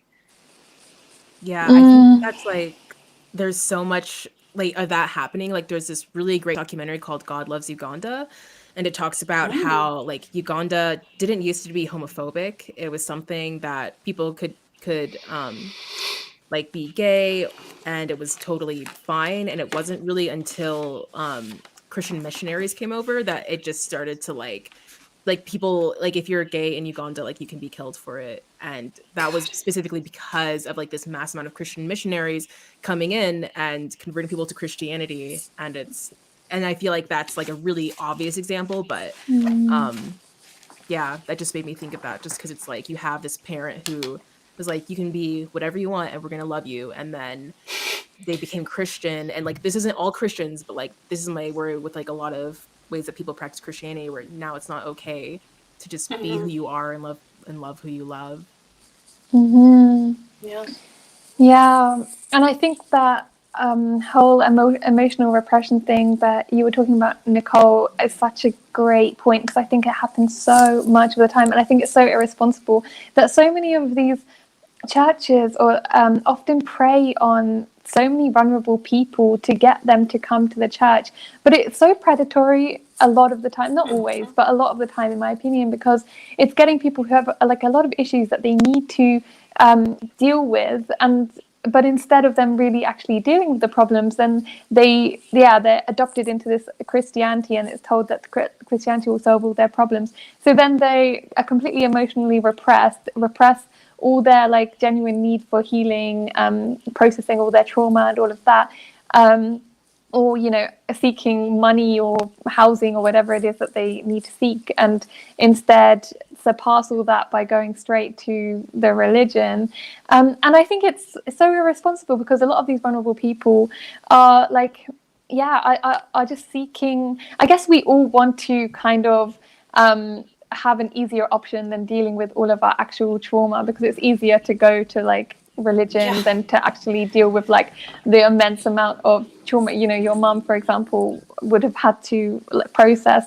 So I think it's just so irresponsible to take these people, and like I'm really sad about it as well in my mom's case, because I've tried to talk to her to tell her that she should go to therapy, but it's always like, no, therapy is too focused on the individual. I have to be focused on the focused outwards, and I can't focus on myself. I'm like, no, like, first of all, if you dealt with your own issues, maybe you would stop externalizing all your trauma. And secondly, I don't know, it's just like, again, this narrative of self-sacrifice is just used as a way to never do any work on yourself, never dismantle any of your like patriarchy, supremacy, any of that, and also never like work on any of the trauma. Or so I don't know. I think emotional repression is just such an embedded part of so many religious groups. Yeah. I think so. My ex I remember this one time in particular, I was like, what are you feeling right now? And he was like, never ask me that. Never ask me what I'm feeling, because I don't know. And I was like, okay, that is concerning and something that you should address. And he was like, no, it's fine. Just like, leave me alone about it. And it's interesting because, I've always struggled with a bit of chronic illness. Like, I've never been like a fully healthy person, whatever that means. But I got the chronic illness that I have now came from my relationship with him. And there were many reasons for it, but one of them was that he was an extrovert and he wanted to go out every single night. He wanted to be out all the time. And a lot of it was around alcohol. And and he even admitted at one point that like he didn't like to be still or quiet or fully sober, because then he was like aware of his thoughts and his feelings. So he thought, but he also was like, well, I don't have a drinking problem because I drink with other people. And it's like, that's magical thinking, right? Which like religion indoctrinates you in, is like magical thinking. Like, oh, I can't be an alcoholic because I always drink with other people, even though it's every single day. It's like, no, you can be an alcoholic and be social, honey. Like that's, the two can go together. And he used to police my behavior so much, and it was really hard because I was just so much more aware of my own feelings and what self-care that I needed to feel better. Like I, was probably abusing alcohol a little bit. Like I have this weird relationship with alcohol where I can kind of abuse it, but I can always just walk away from it. Anyway, the therapist we had on the show before said, these things work until they don't. And I'm like, that's so true. But, I would do stuff like I would have like I would have a little bit of whiskey when I got home from work because I really hated my job and I was super depressed. And it was like I would just take a few minutes to myself to like have a whiskey, have a snack, and then that was it. And it was like what I needed to do. But he would judge that and say I had this huge problem, but then he wasn't able to see his own stuff, because he was under this guise of like, oh, if I just do it with other people, it's fine. And because of his upbringing, he thought that there was a lot of value in being able to get rid of his feelings. Like, he didn't see value in actually acknowledging them and working through them. So it was a huge problem for us. And being with someone that repressed was a really, it just was really strenuous and difficult. It was really, really hard to be like, you know, we're living together, we're planning this life together. I still don't know why, but whatever. And then I was like financially dependent on him, so I couldn't leave for a long time. And it was just, we just couldn't talk about anything. And it was really, really frustrating. Mm-hmm. Mm-hmm. And he showed love by criticism. That's how he was raised. So he never gave compliments. He was never warm. He was never soft. It was always like, oh, I'm showing you love by like telling you how you should do things differently. And that is not how I roll. When it comes to a partnership, I'm super supportive and I want my partner to be super supportive. Like, I can't deal with criticism like that. And yeah, it was really hard. But yeah, just to me, it was like this, you know, he was interesting because he had somewhat stepped away from his family. Like, he didn't really go to church anymore. But he did still identify as Catholic, and I felt like he was very conflicted. Like, he wasn't really processing any of that. You know, he knew his parents were over the top and he didn't want to be that extreme, but then he didn't really replace that with anything. He didn't like break that down and say like, oh, okay, well, this is what I believe, or this is how I'm going to work through this. He just sort of was like, I don't want to be that, so I'm just going to go over here and kind of like wander around and feel kind of lost. Mm-hmm. Yeah, and it doesn't make any sense to me because I think that as soon as you become emotionally numb to your own suffering and your own feelings, it's so much harder to be like, you know, empathetic and kind and compassionate to other people's suffering. And that's what Christianity is supposed to be all about, you know, loving your neighbor Mm-hmm. and, you know, caring for other people and things. But if we're so emotionally numb, how do we have any time or energy or space or empathy for, you know, people suffering from different types of oppression, or the neighbor next door or the homeless person, you know? And I think that hypocrisy is something I see in a lot of churches, where they seem to be much more focused on converting other people to Christianity than they are in actually dealing with problems within their community or within society. Or if they are doing work in the community, then it often it's only for the aim of whoever they're helping, trying to convert them to Christianity.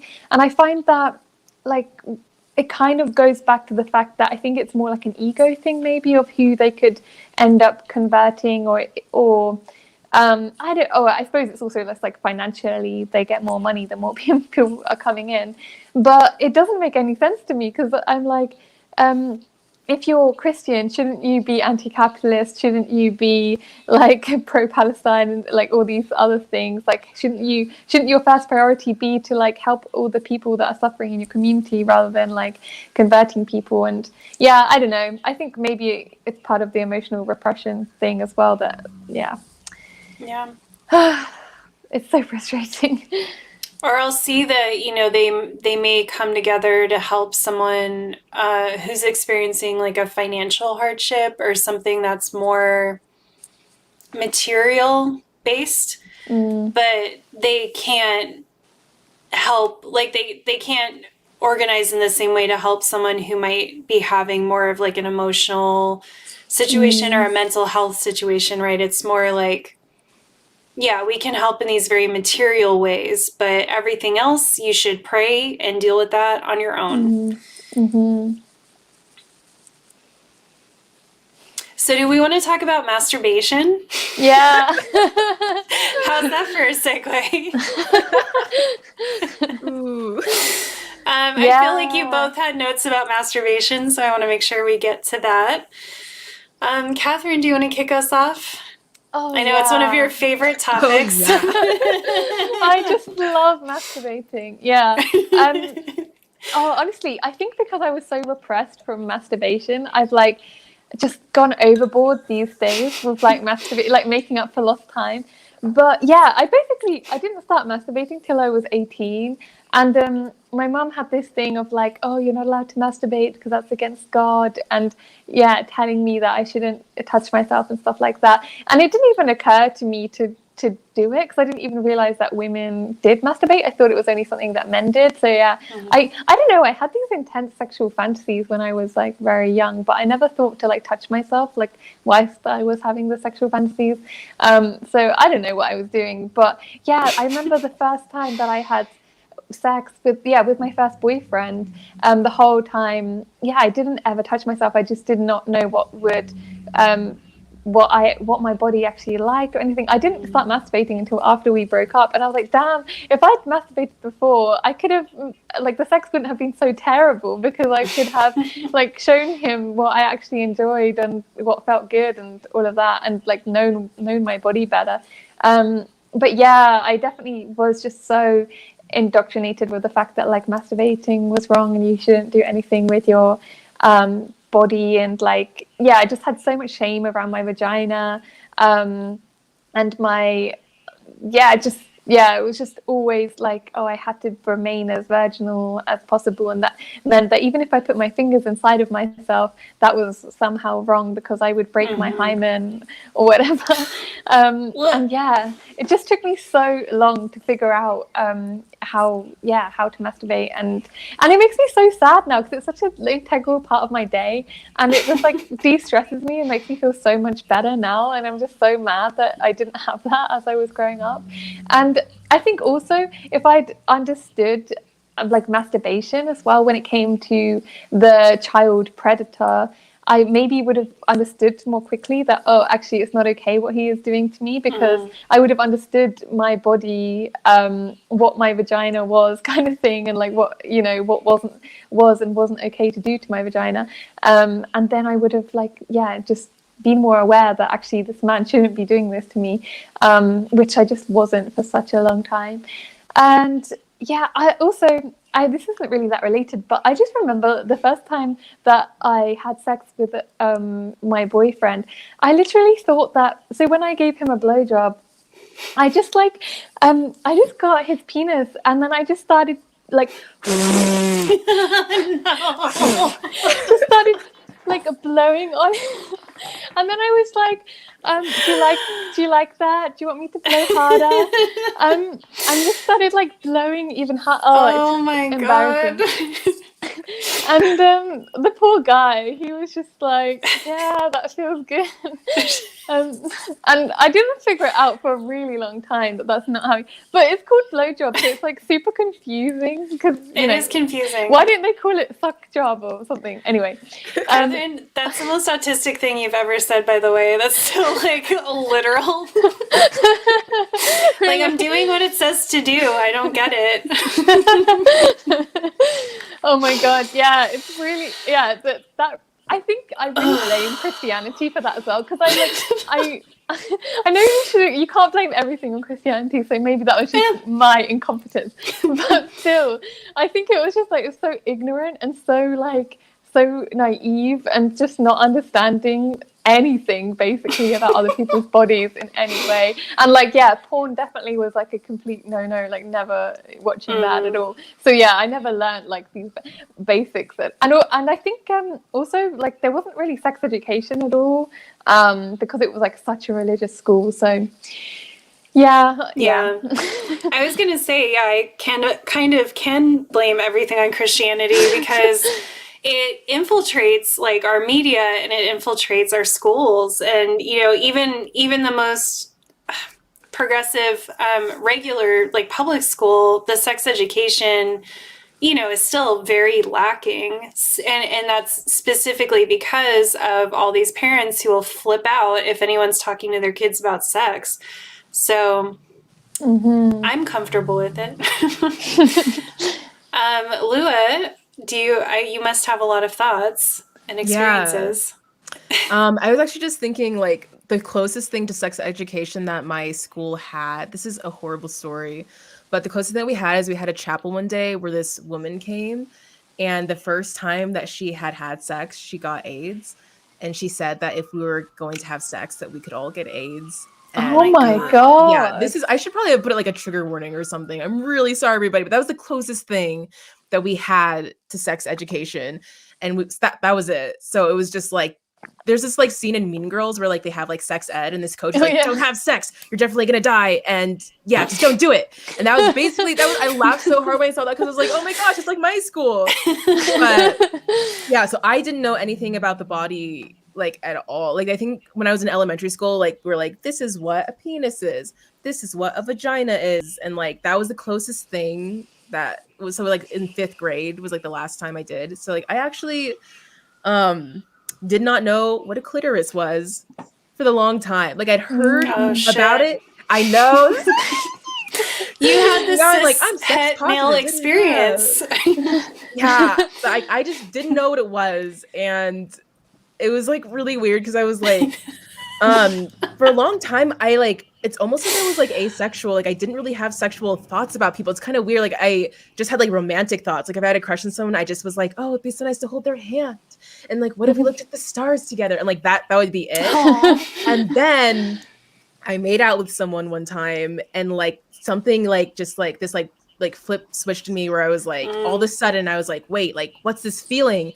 And I was like Googling it. I was like, this is how like asexual I think I literally was, and something just like flipped, and I was like, oh my god, I'm horny. Like this is what it feels like. It was so like, yeah. And so that happened, and so I was like, I'm horny, but like I don't know what to do about it. And I was like so sexually frustrated for like a really long time. And also this is when I was still Christian, so I was like, I can't have sex, I can't like explore this with anybody. But I was like, but what do I do? I'm like really horny, and I'm like, I don't know. And then one day finally I like Googled it, and I looked up how to masturbate when I was like, I think 22, either 21 or 22. I know, this is really embarrassing. I don't know if this is something that I want. Oh, I just saw a message saying that there's kicking. Oh, wait, never mind. Okay, no, there's something. Okay, there's a message, and I'm not going to read it right now. Okay. Disregard that. I'm sorry. Fair. But yeah, like I was like 22, I think, like the first time I tried it, and I was like, I literally, this is when I was like living at home. I orgasmed so hard that I was like, ah! And my mom was like, are you okay? And I was like, yeah. It was just like, I was like, wow, that was like amazing. And then I like started masturbating like regularly and stuff like that. But yeah, it took so long. And similarly to you, Kathrin, like I feel so angry that it's like, I spent my whole life like not knowing about this thing that like so many people, it's like just a very natural part of life for so many people that I just could not like participate in. And it's just frustrating. And I think there's so many people like that. Like I think we were talking about this, Nick, where there was like so many people like started masturbating like really later on in life. And there's just so many people who have like a similar story. I think I posted this, maybe it was on your video for like the last sex stream, but I think I like commented being like, oh my gosh, I was 22. And I think someone said like, I was 24, like under my comment. And just, there was like other people saying stuff like that. And it was just sadly very common. Yeah. Yeah, it's, I figured out how to masturbate somewhat young. And then one of my sisters, she was one of those kids, she had a plastic toy phone, and she would bring it everywhere, and we would all just be like, oh god, there she goes with the phone. Because she'd like rub up against it, like she just figured out super young how to masturbate. So it's something that I'm kind of surprised like wasn't shamed in my upbringing, but there was still a lot of the first person that I had P and V sex with had a lot of these ideas about purity and stuff, and I actually was more experienced than him. And he would shame me for knowing anything. So I had to act a lot of the time like I didn't know what I was doing, or like that I was figuring it out with him, or else he would get very angry and he would like accuse me of cheating, or he would bring up that he was mad about the person I had dated before that I had like some experience with. So it was this weird dichotomy of kind of like being left alone to explore my body as a kid, but then as an adult feeling that I had to almost like take all that back and start over and pretend to be like more pure than I was. Yeah, that whole like, that reminds me a lot of like, I don't know if you've heard this analogy, but like if you have sex, it's like a piece of tape and you like stick it to something, Yeah. and then it's not as sticky, and then it's just useless piece of tape. It's like that's just what Or makes me it's think chewed about it. gum. Yeah, I've heard that one too.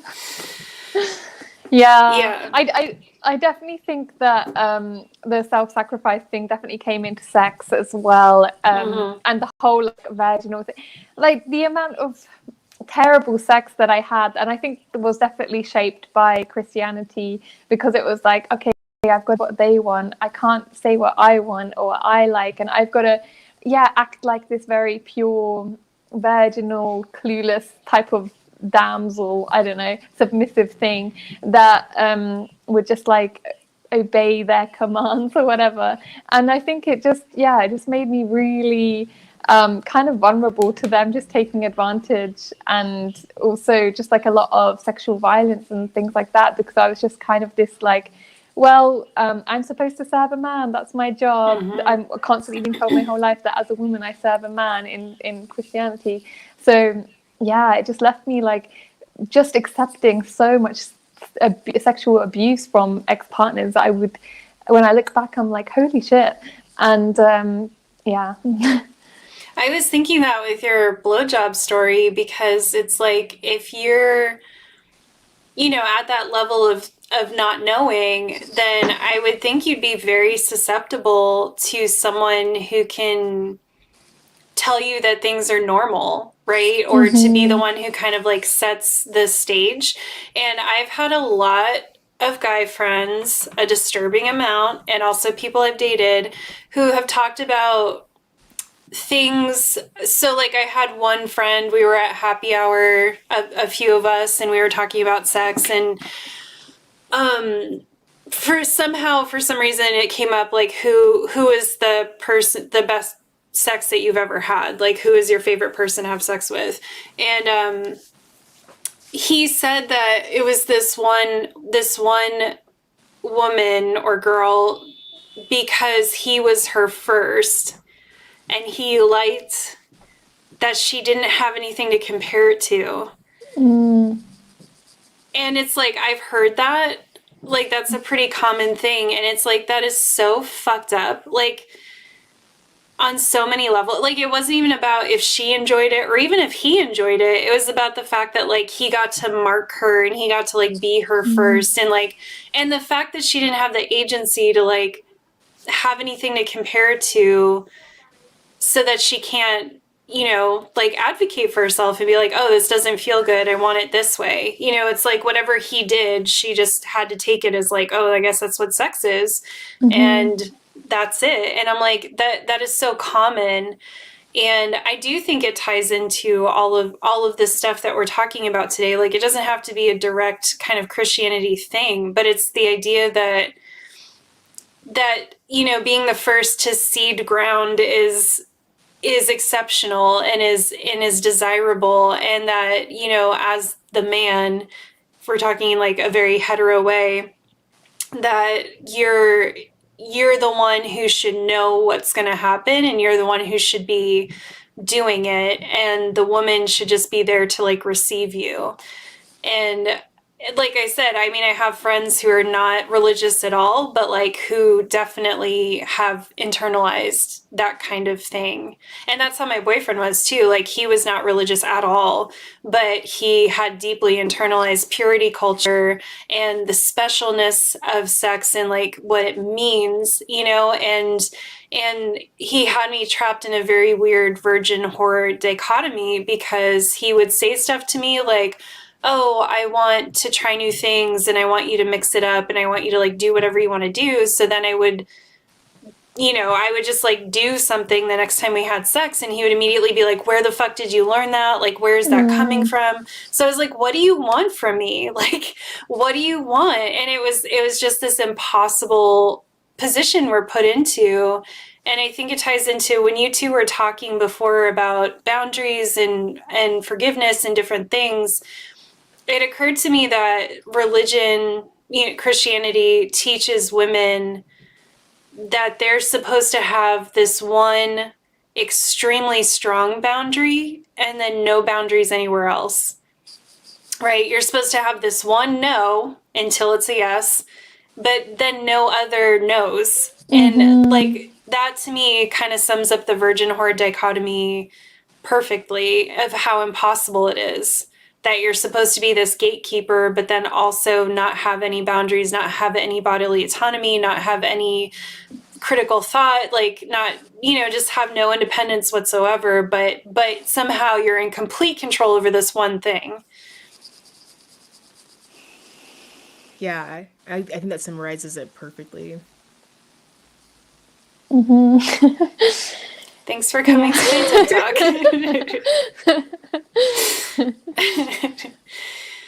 Well, I know we've been going for a while. Do you two have anything else you want to talk about? I didn't even really look at our notes for this. Oh, Lua, I did like what you wrote about having a fear of having sex. And oh Kathrin, my gosh. I was kind of interested to see what you thought about like having sex for the first time. So if you want to talk about that, yeah, would be cool. I literally thought, so like in church, like people will say like you can't have, like there's like the tape thingy, but there's also like if you have sex with someone, it's like you're giving them a piece of your soul, and it like sounds like mystical and just like dun dun dun dun dun dun dun dun. And I was like, oh my gosh. So I was terrified because like even after I left Christianity, I still did not have sex right away because I was so terrified. Like I was dating this person who was like, okay, like I can wait till whenever you're ready and stuff like that. And this person was like not pushy at all.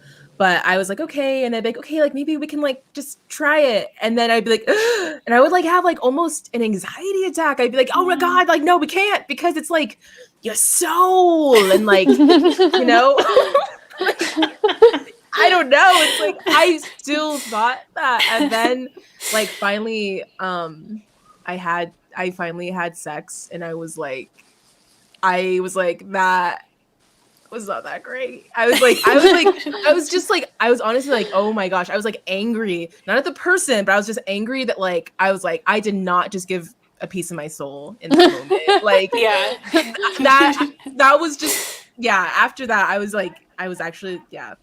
just so mad because I was like, that's not what's going on. Like there can be sex that's like really intimate and it is kind of like this like exchange of yourself. Like, but there's like all different kinds of ways that you can have sex, and it's totally like fine. Like I've had sex that's just kind of like meh, and I've had like really good sex, and it's like, it doesn't always have to feel like this really like spiritual connection. It's okay if it's not that, and also like if it is that, like, it's not like this soul bond. It doesn't necessarily like, because like you're saying, like Nick, you're talking about this person you dated who like was mad at your previous partners and stuff, and I feel like that's like Christianity kind of has this like thing where it's like if you've had previous partners, like, well, that's a piece of your soul you can't, it's like a literal piece of your soul that you can't get back or something like that. It's just like very like not what's happening. And it also is so, I mean, it's so monogamous, right? Like that idea, like the first person that I did have sex with probably does have a piece of my soul, and I'm happy about it because that person was wonderful, and like, I think I have a little piece of their soul, and the idea that would be just an inherently negative thing instead of a beautiful thing, right? That you could come through life and end up being this kaleidoscope of these experiences that you've had, and that you're like enriched by that, but it's always presented as like a loss and a deterioration, right? And that's so much of womanhood too, isn't it? We're just all about deterioration. It's like we're on this clock of what our beauty will run out and our reproductive function will run out. and, you know, our virginity is going to fucking run out. And then, you know, by the time you're 35 or 40, you're just this like bag of dust. It's literally like a Horcrux, like in Harry Potter, when Voldemort like divides his soul 7 times, and that's why like he looks like a walking skeleton. And it's like that. Literally, when I remember when I learned about Horcruxes in Harry Potter, I was like, that's like someone having sex with multiple people. It's like dividing your soul 7 times. I like I literally thought that, and then I'm like, and then you become like Voldemort, where he's not fully human, but he's still kind of human. You know, like that is literally like the fact that I immediately thought that says so much. Yeah. Oh my god. I had a similar thing. I didn't have the divide the soul thing, but I was taught, and this wasn't so much the church, this was like a niche like Christian community I was in, that like every time you have sperm inside you, you kind of retain the energy of that person for the rest of your life. So Good. it's like all this, but like the idea of that freaked me out so much, because it's like the amount of trash men that I've been with, and I'm like, I don't want a part of their energy like still inside my body, and then like their negative souls, like, I don't know, tarnishing swimming around in there. I don't know what they're doing up there. I don't know. And and I don't know, that idea, like, well, one, it's like very heterosexual as well, because there was nothing about a woman's cum, you know, how that could negative, like it wasn't even considered. It was just about, and it doesn't even make any sense, because what if you wear a condom? Does that mean like the energy doesn't go in? Kathrin, condoms don't exist. And you That's like evolution. It's a lie. Yeah. Oh my god. And I had a friend.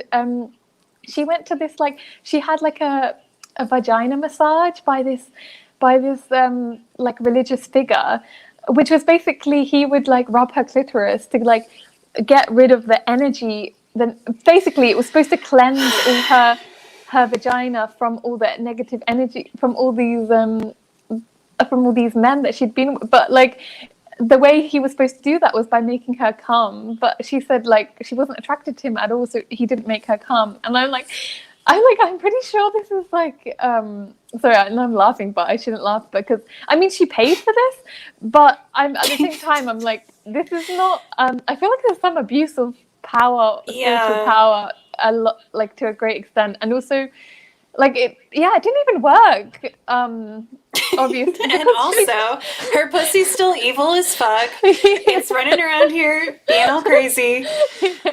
It sounds like when they used to get women off for hysteria, like wandering womb syndrome.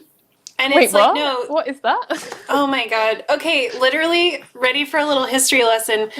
Literally, we have vibrators because these physicians invented them because they were having to manually masturbate these like middle-class women who were like swooning and like having all these problems. And they determined that their issues were, that's what hysteria means. It's like wandering uterus, that their uteruses were just like wandering around their bodies. And you had to, they would do weird shit. Like they would have like a fragrance. They would put like flowers or perfume or some shit in between their legs, and to like coax the uterus back. It's like, oh, if the uterus like smells this fragrance, it'll come back to where it is. Anyway, it's a whole thing. The point come back here. Yeah, the point is what it really was. And I mean, I'm sure there were like mental health things, and there was also just general oppression, but it was a lot of women who were bored, who didn't know how to masturbate because they had never been taught that that was even a thing they could do, and were also not having satisfying sex with their husbands. And so these physicians would just wank them off because they're like, that's really all you need is just to get off. And they got tired of having to like manually do this, so they invented dildos and like vibrators. Well, at least something good came out of that, right?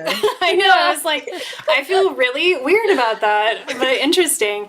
But anyway, that sounds exactly what this guy is doing. This is like some old school practice that we laugh at now, because we're like, this was just misogyny, and also people literally not knowing how like bodies work, you know? Mm-hmm. Yeah. I also wanted to talk about accessing queerness as well, because I think that, I don't know, I've only really begun to explore whether I could be bisexual or not last year in 2020, I think. And it just sort of, it wasn't even like intentionally that I came across it. I just happened to have sex with two women just like when I was super drunk. And it wasn't even like I was like, oh, I'm attracted to them. It's like, oh, this will be fun kind of thing. But yeah, and I don't know, I just had like a few kind of queer experiences that I didn't even think were like meant anything.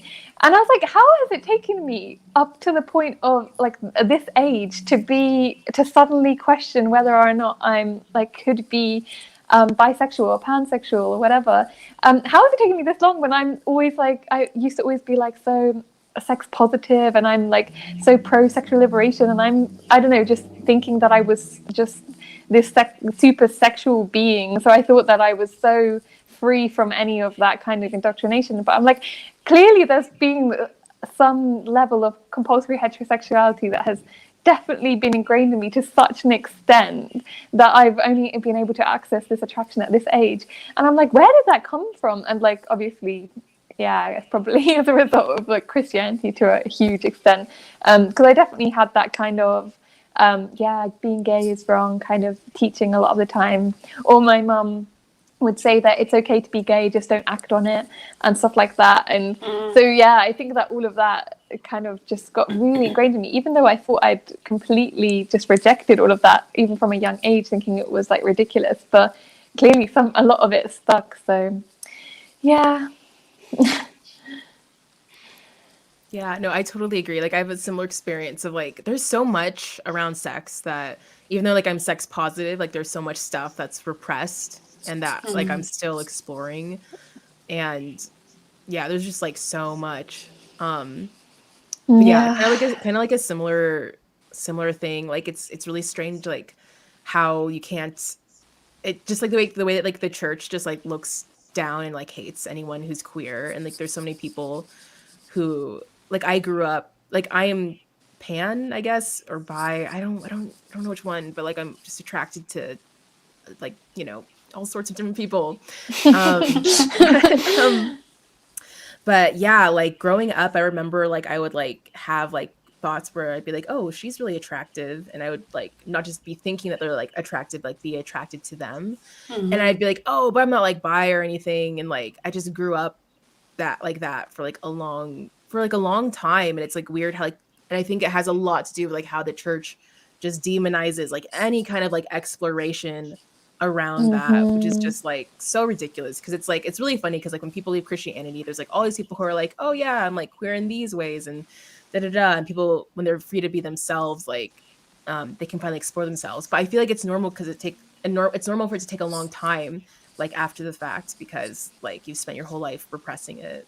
Yeah. Well, and I think a big part of it too is that, again, it goes to that fetishizing suffering and discomfort. And I have been wanting, I don't know if now will be the time, but I've been wanting to kind of dissect.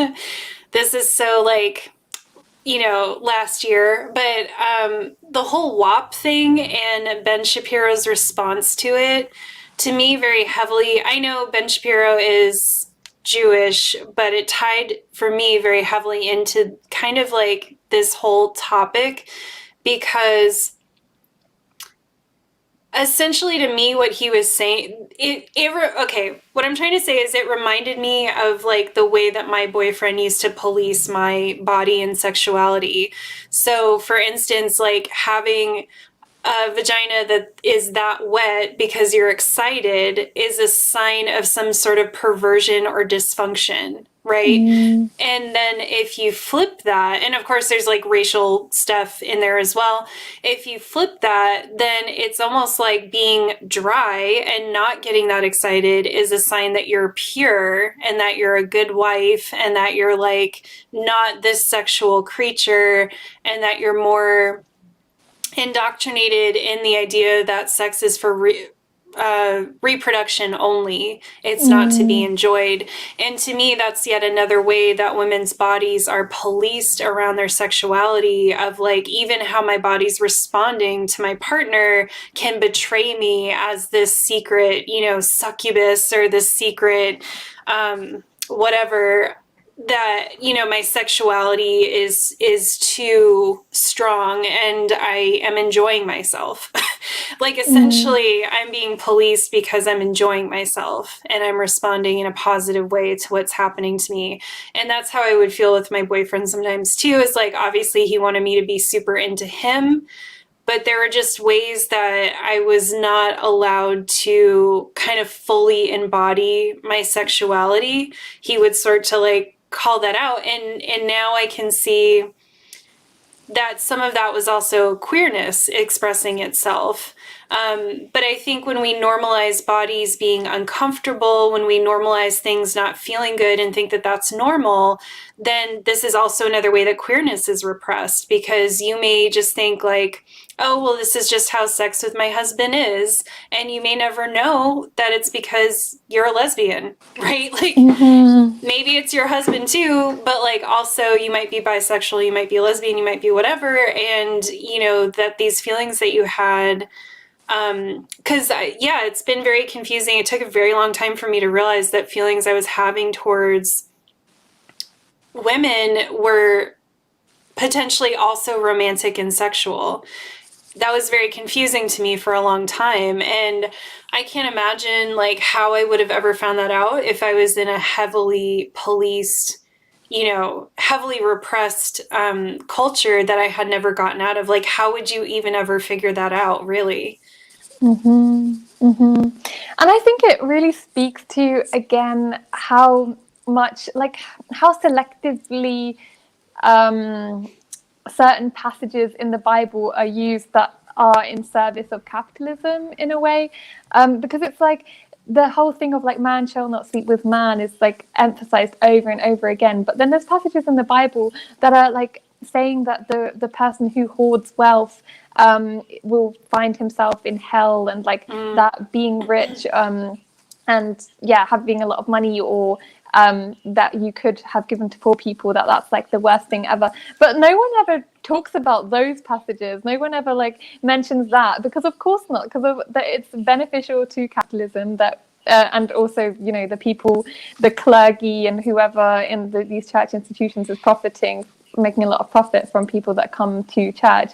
Like none of that is ever mentioned. But of course, the man shall not sleep with man is like it's like a household quote that everyone knows, even if you aren't religious, because of course being queer and not fitting into this like monogamous heterosexual relationship and the capitalist structure. And it's like, I don't know, it doesn't make any sense to me, because there's loads of readings of the Bible that actually show how socialist and communist Jesus was, and how he wanted to redistribute the wealth and, you know, stand with the poor and all of that. And yeah, none of that is ever talked about. And I don't know, just like, yeah, just frustrates me. Yeah, definitely. But one of the one times I did hear the church talk about that, there's this Bible verse that says that something about how being rich is like passing through the eye of the needle to get to heaven, where it's like those who are rich will have like a hard time getting to the heaven because it's like passing through the eye of a needle. And so I like one of the only times I actually remember my church talking about it was this person was talking to his congregation. And like I lived in a very like conservative white area that was like also very rich. And this person was saying, he was like, now don't worry, a lot of people panic. That doesn't mean that you have to give away your wealth or anything. What this verse is saying is that there's actually, it's not a literal needle. There's a passage called the eye of the needle. And it's just very narrow and hard to get through. So it's hard to get through, but you can still keep all your money and get to heaven. It's fine. And it was just like, I just felt so like distraught that was this person's takeaway, was to be like, don't worry about redistributing the wealth or anything like that. You can hoard all your money and still go to heaven. Okay. Don't worry. And I was like, wow. Okay.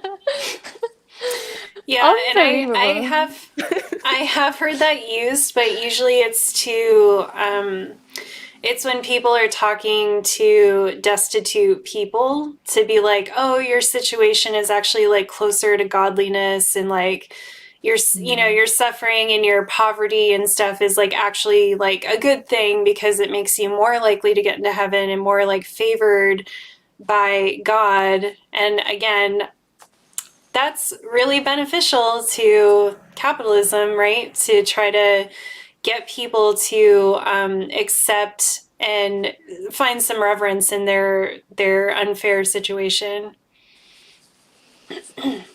Yeah, it's definitely like keep the poor. Like there's that verse where it's like there will always be the poor, and so people would be like, well, then what are you going to do? There's always going to be the poor. And then when people are poor, it's kind of like, oh, like, your situation's closer to being like the meek shall inherit the earth kind of thing. And so it kind of just it's like there's like people like trying to keep the poor in order to justify those who are rich being rich, and it's as opposed to like, well, let's just try to make an equitable world for everybody. But can't have that. Yeah.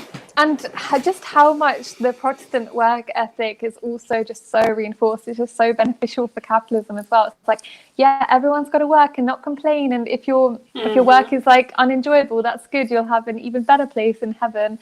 And it's just, I don't know, it's just it was so damaging for me because I just got into this habit of feeling like I could never really enjoy myself or just like rest because I had to constantly be working and sacrificing myself and doing something productive. Otherwise, I was being idle and lazy, and God would not like that. And it's just like, how capitalistic can you get? And like, how are we not seeing the writing on the wall? 100%. Jess had a good suggestion. Very worthwhile to follow Jewish people on the socials because large portions of the Bible was written in Hebrew.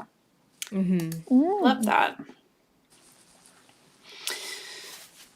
All right. Anything else? I feel like I could talk about this all day, but I don't want to keep you two here forever. I mean, I do, but I won't. I think I hit all the points that I was thinking about. I think you've covered everything. Yeah. Yeah, and I think for me, the only thing that I didn't like concisely draw a point on is that even though I wasn't raised with religion, these sort of ideals kept me in that abusive relationship for a long time because I had really deeply internalized stuff like my number. And this idea of like the first time being so special, and it like, I essentially felt, because he and I were each other's first for P&V, which, is all God cares about really at the end of the day. And that to me, I just had been so indoctrinated with these ideas that like, I thought that really meant something. Like it meant that like I had to make it work because it was so special. And because then like, I honestly thought nothing else would be, I just thought like my life would be downhill from there. So it's like, if I don't make it work with this person, then like everything's going to be some variation of less for the rest of my life, and that really scared me. And then it was so funny because when I slept with the second person I ever had P&V sex with, I was like, this is fun. It's like, this isn't sad at all. Like, this is different in ways that are really fun. And it was just such a growing experience for me. And I did for a long time, even after we broke up and I did sleep with other people, I still was worried about my number for a while. And then, fortunately finally got over that. But I think it's something that I think the way that we codify certain relationship markers as like so special and we put so much pressure on them does stem from these kind of Christian values and can be really damaging for people in terms of not over romanticizing relationships that they really just need to get out of. Yeah, I relate to that so much as well. It was exactly the same for me with my first boyfriend, which was a really unhealthy relationship on so many levels. But I was like, oh no, I'll be damaged goods if I break up with him and no one else will want me because I'm not a virgin anymore. I don't have like a prize between my legs anymore. And like, yeah, it was definitely that kind of internalized thing that like definitely kept me in that relationship for longer than I should have been. So yeah. All right. Do you two want to hang out at all for after party, or are you done? Yeah, I can hang out for a little bit, probably not too long, but yeah, a little bit. I don't want to hang out too long either. I'm exhausted. Yeah, I had book club today too, so I'm like talked out. It was really fun. Lua, do you want to hang out for a little bit? Yeah. Or do you want to go? Okay. All right, y'all. Well, thank you for tuning in. I don't know when our next sex stream is going to be exactly, but it's going to be in about a month. We're trying to do one of these a month. And I think the next topic is going to be bad sex versus sexual trauma and assault, which is something I've wanted to talk about for years at this point. So stay tuned for that. Follow me on all the socials to find out when that's going to happen. Please follow Lua and Kathrin. I put links to their channels down below. So if you somehow haven't checked them out already, after all of my insisting, please go do it now. Please go watch, Lua just did a really amazing video about if the left should work with the Nazis. I think it's a really important video. She did an amazing job of kind of packing these concepts into a small, easily digestible video where she talks about, you know, the left's obsession with working with the right and just how we should think critically about that. So please, please watch that and share it with everyone, because I think it's a really important thing that we should be talking about on the left. All right, thanks everyone. I'm going to play the after party little video so we can have a break, and we'll be back in 3 minutes. Thank you. Bye.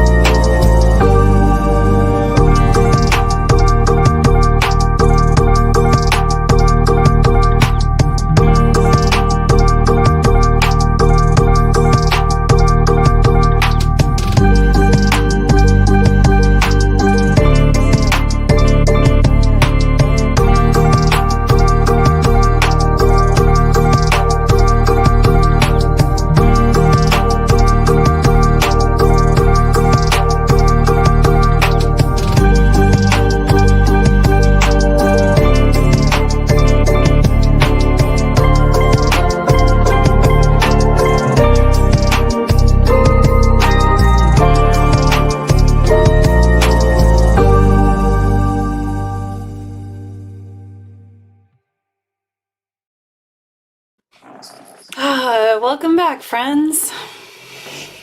Hey. Hey. I was like, I don't need to go to the bathroom, and then I stood up and I was like, I definitely need to go to the bathroom. I always drink so much water during these. I know. So I like make myself go pee in between each one, because otherwise I'll sit here for like 5 hours and not. Yeah, it's so funny. So every time I say number, people like don't know what that is, and I'm like, God, that is so funny to me, because it was such a huge thing when I was growing up that we would all talk about our number all the time. So I'm hoping it's a sign of progress that people don't even like know what that is anymore. Yeah, I knew exactly what you meant. I think, I don't know, maybe it might be a cultural thing, because we don't call it, in England, we tend to say body count rather than numbers. So maybe it's just like a language thing. I don't know. How many people have you killed? Yeah, with that pussy. Jessie Reyes, I don't know if you two listen to her. I love her music, but she has a song called Body Count, and it's really good. It's a bop. It's a bop. It's a bop. It's a banger. Kenya always says that. She's like, yeah, she's I love like, Kenya. It's a bop. Yeah. She's like, she always says it's annoying, but it's a bop. And I'm like, I understand that. Yeah. I'm like, that makes a lot of sense to me. Yeah. Oh my God. I just had a memory of this guy that I used to know, and everyone used to just call him the Virgin Slayer. And like looking What back, kind of nickname is that?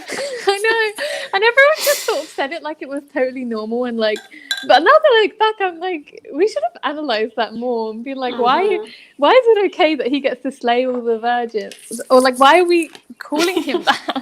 I don't know, you know. It's one of those things that you look back on, you're like, oof, why are we like that? Like that wasn't as cute as we thought it was. Yeah. How's everyone doing?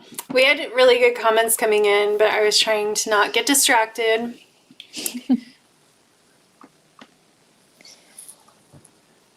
I'm really hungry. Oh, are you asking the audience?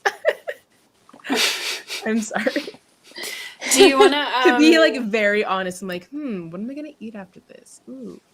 What are you gonna eat after this? Anything exciting? Not sure. I got some mangoes that were like, they were on sale. Like they were like in the part where it's like, oh, this produce is about to go bad. But for mangoes, that's the best time because they're really ripe. So I'm probably gonna eat a mango. I love mango. At the very least. Me too. I really like dried mango, but I had to stop buying it. It's first of all, it's hard to find where they don't add sugar to it. I can't. Longtime listeners know I can't fucking stand dried fruit that has sugar added to it. But I'll eat like the whole bag. Like, this is too expensive for me to do this, but it's just so tart and wonderful. I love it. Yeah, I love dried fruit. I love a good mango. Yeah. I never liked dry fruit, to be honest. I don't know. I don't know what it is. Yeah. Sacrilege. I need it to be juicy and wet, not, I don't know. That's what she said. Oh. Yeah, I like the portability. I probably prefer fresh fruit overall, but I really like dried mango. So I'm looking, people are talking about masturbating, which is always fun. I'm so glad we talked about masturbating. I think it's such an important topic because it's so, I don't know, it's just something that people feel like very embarrassed and vulnerable around. But I think like I don't really think a lot of people have like a unique experience with masturbating. And if we were just like talking about it more, people would realize that and be like, oh, what I went through was actually like very normal. Mm-hmm. Mm-hmm. Like, I think a lot of people don't masturbate till later in life. And then now with like sex positivity being such a thing, I feel like that's become embarrassing.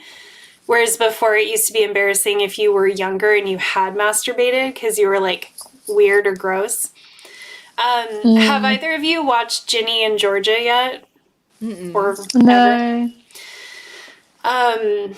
It's a interesting show. I may do a video about it or a Patreon video about it, but some of it deals with this girl who's in high school, and there's just this interesting conversation between her and her friends where they were all saying that they don't masturbate and that's gross, but they're all also like having sex with or wanting to have sex with boys. And I was like, that's interesting. And I'm like, I wonder if this actually represents the youth nowadays and how they talk about stuff or not. Yeah. Because when I was younger, a lot of it was about like just being pure in general. And it was like you were either sexual or you weren't. So it was like you either like had sex with people and you masturbated or like you didn't. So it was interesting to me that people would be like, oh, I really want to have sex with a boy, but like masturbating's gross. Yeah, definitely for me, that was exactly how I was. I was trying to act like I was, I don't know, so sexually knew exactly what I was doing, but I'd never even bothered, like I'd never even tried masturbating before. So I was like, how could I act like I was like this sexual minx, but then not even like have touched myself? Yeah. I like that word, minx. It's such an old-timey word. Yeah. I think that's definitely true for like a lot of this performativeness that a lot of young people feel like they have to do, of like acting like they're super into all this like crazy shit, but they have no idea about their bodies really, or they're like actually deeply insecure, self-conscious and stuff. And yeah, I can definitely relate to that. Yeah. I really like that about Jordan Teresa's video about I forget the title of it, but she was talking about like kink and if it should be mainstream, which I know Kat Black also did a video on, which I think she was kind of like not responding to, but like it inspired the video. And I just like how she said that, like just for so many people, it's like learn to walk before you run. You know, it's like all of this stuff is really valid. It's all great, but like maybe play with the basics before you start, you know, doing all this other stuff. Yeah, it's interesting because even though I had masturbated, I don't know why, but like that didn't translate into me telling people what I liked. It just seems so separate from sex. Like, this is what I do alone, and then this is like what I do with other people. And I like that now that it's more common for the advice to be like, masturbate, figure out what you like, and then you can communicate that to a partner. Because for some reason that like never occurred to me. I was like, oh, I just have to kind of, not that I was completely inactive, but I don't know. I just never occurred to me to be like, oh, when I'm alone, like this is how I do it. Maybe try it that way. I think because too, again, there's this policing around like guys would think it was hot that you masturbate, but then they also don't want to feel like you know what you like, right? So you kind of have to act like you don't. Yeah, they want to be the first people that ever show you the pleasure. Yeah. The first one to give you an orgasm so loud that you concern your roommates. I was going to ask, Lua, did you have sex before or after you had started masturbating? I started masturbating and wait, hold on. I should really think about this because it was around the same time that like I had like PV sex and started masturbating. I remember which one was first. I think it had to be the masturbation had to be first though, because I feel like that's like I feel like there's no way that I could have just like had sex because again I was like terrified about my soul and everything. So I think I'm pretty sure that like masturbating like warms me up to being like, okay, now I'm gonna have like PV, because in my head I'm like, oh, it's like this, it's like they're very similar, but I honestly like masturbating like with your clitoris is really different than PV sex. But in my head I didn't really know that, so I was like, oh, I have to warm up to it. So I'm almost positive that I masturbated first and then was like, okay, now I'm gonna have PV sex and give part of my soul to someone. Yeah, I was just curious because of you saying you had such an intense orgasm and then the sex was like not that great. And I was wondering if you had like the before and after or, like which way. Because that, let's be real, like that's a huge part of why masturbation is not allowed because it is so powerful and empowering. When you know that you can experience like that level of pleasure, you just don't put up with a lot of shit and you don't believe stuff. Like to have like a soul shattering orgasm and then to have like blah sex, you're like, yeah, my soul didn't leave my body there. I know. My soul is fully intact. Like that wasn't it. Yeah. Yeah. Yeah, exactly. Like, yeah, we don't need to rely on men to give us this pleasure. We can give it to ourselves. So yeah, and that's not very great for like monogamy and heterosexual relationships because a lot of like when you look at the statistics, a lot of men aren't giving their partners any orgasms. So yeah. Well, and it demystifies queer sex a bit because if people are like, how do you have sex with two vaginas? It's like, well, I have sex with one person by myself and that's great. So I feel like there's all kinds of possibilities ahead of me, So they want it to be, they just really want sex to be this like completely mystified thing that men just do to you. And that's it. And it's a bunch of bullshit. Totally. Panoptical Dreams says, I went to a Christian school and once found 2 books in the library, a book about the evils of masturbation and how you should never do it, and a book about how masturbation is okay and everyone should try it. Whoa. Definitely mixed messages there. Yeah. Right? I wonder if some subversive librarian like planted the second book in there. Risking dismantling the entire institution. Have either of you watched anything good lately? We usually talk about TV in the after party. Movies, television, podcasts, anything? Besides me watching the two of you make amazing videos? Well, okay, Nick, we watched that movie. We watched Promising Young Woman, but I don't know if you want to talk about it because you're going to make a video on it. Well, we've talked about it somewhat before, but yes, I watched Promising Young Woman with Lua. Kathrin has also watched it. It's amazing. I loved it. Yeah, it was so good. Yeah, we had a really good time watching it. And it was really cool to watch it again with you and Tovio because I feel like you helped me to kind of clarify a lot of the things I want to say about it through kind of like talking critically through it.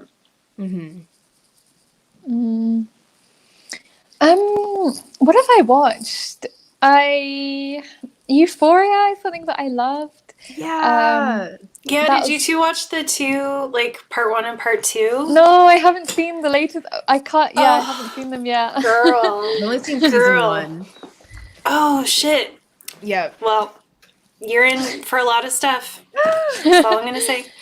The part 1 and part 2 that came out in quarantine are really good, but the part 2 in particular with Jules is unbelievable. Like it talks about gender expression and femininity and all these things in a way that I just found really, really incredible and engaging. So highly recommend whenever you get there. Yes, I'm so excited to watch it. Yeah, it was really good. It inspired some cool some cool content creators, like T Noir, reacted to the Jules part, and I loved what she had to say about it. So it inspired some really cool internet analyses. That's awesome. Yeah, apart from that, I haven't really seen much. I mainly just watch YouTube, to be honest, and other than that, I have been so bad at keeping up with other films and stuff. I mainly rely on you, Nicole, for recommendations. I'm a recommendation person to go to. I feel like so much good stuff. Yeah, and I'm always watching things. I'm always watching stuff. That's why I'm I need to start this damn channel because I have to justify like how much TV I watch. Be like, it's my job. I have to do it. Okay. I just have to watch Euphoria for a few hours a day. It's so difficult. Lua and I are going to watch Fleabag together, at least the first episode. I'm really excited for that. Yay. Have you heard of Fleabag? I don't know. I don't think so. No. So good. Oh my gosh. We should all watch it together. But I'd be up for it. Yeah.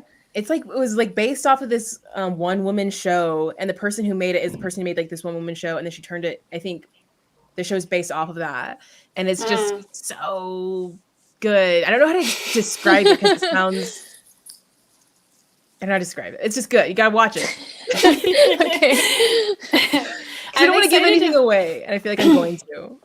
I'm excited to finally watch it because I've seen so many people recommend it. And yeah, they seem to kind of describe it like when they're trying not to spoil anything, they're like, you just got to watch it. I can't explain it. So yeah, I'm excited to watch that. And I was more excited when I realized it was the same person who made Killing Eve, which is like one of my all-time favorite shows ever. So now I'm like, hell yeah, let's watch this.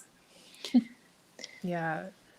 Have you seen Killing Eve, Kathrin? No, I'm so embarrassed. Oh my god! I've never seen anything. Yeah, Oh I'm just really bad at the shows. You gotta get your bisexual life and watch Killing Eve. And if you don't know if you're bisexual by the end of that show, I don't know what to tell you. Okay, I'm definitely gonna. Yeah, I'll give it. You would love it. It's really good. Yeah.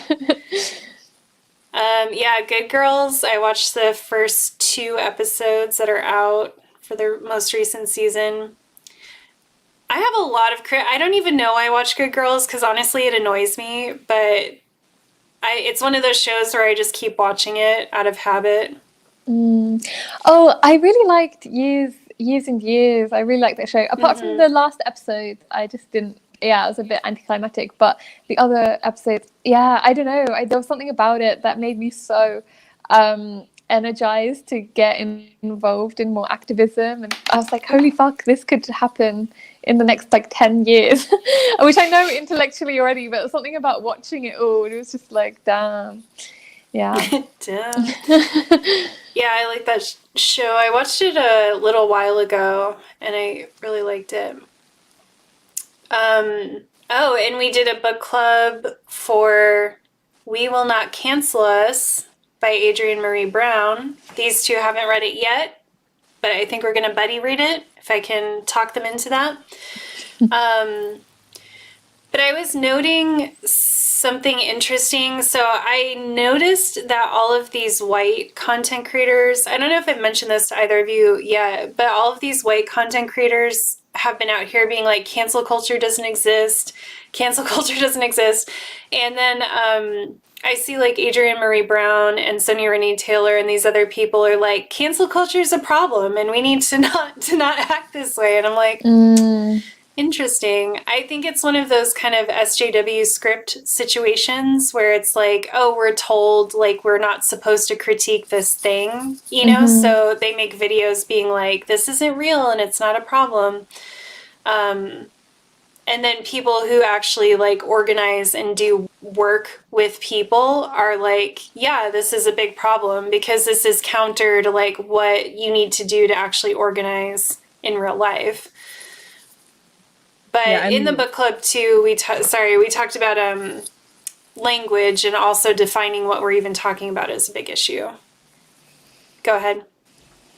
Oh, I was just going to say, like, I'm very curious to read about that because it's like, it's such a tricky topic where it's like, so tricky. There's like some people who are like just awful and it's like, cancel them, just go on ahead. There's other people, I mean, there's like obviously like so many situations where it's more tricky. And yeah, I just think it's great that you're reading a book that's having a discussion about that. Yeah, and I feel like she did such a good job of just giving language so we can talk about this in a more careful and accurate way, and laying the groundwork for some ways that we can analyze a situation and determine what the best course of action is, or just sort of check the ways that we're engaging with other people, especially online. Because we all know it's like the Twitter effect, you know. It's like it's just very easy for something to kind of take off. And she makes a lot of points about community and how transformative justice is something that has to be rooted in community.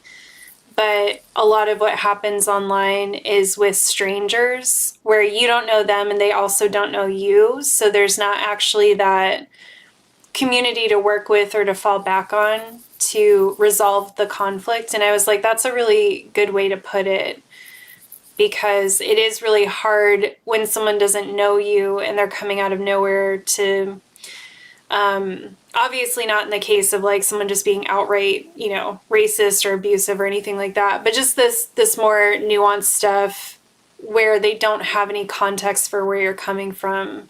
And I think the bigger thing is there's no impetus to heal, because it's like, I don't know you anyway. You know, you're just a random person that in my eyes has like harmed me, and I don't even know you, so I don't want to know you.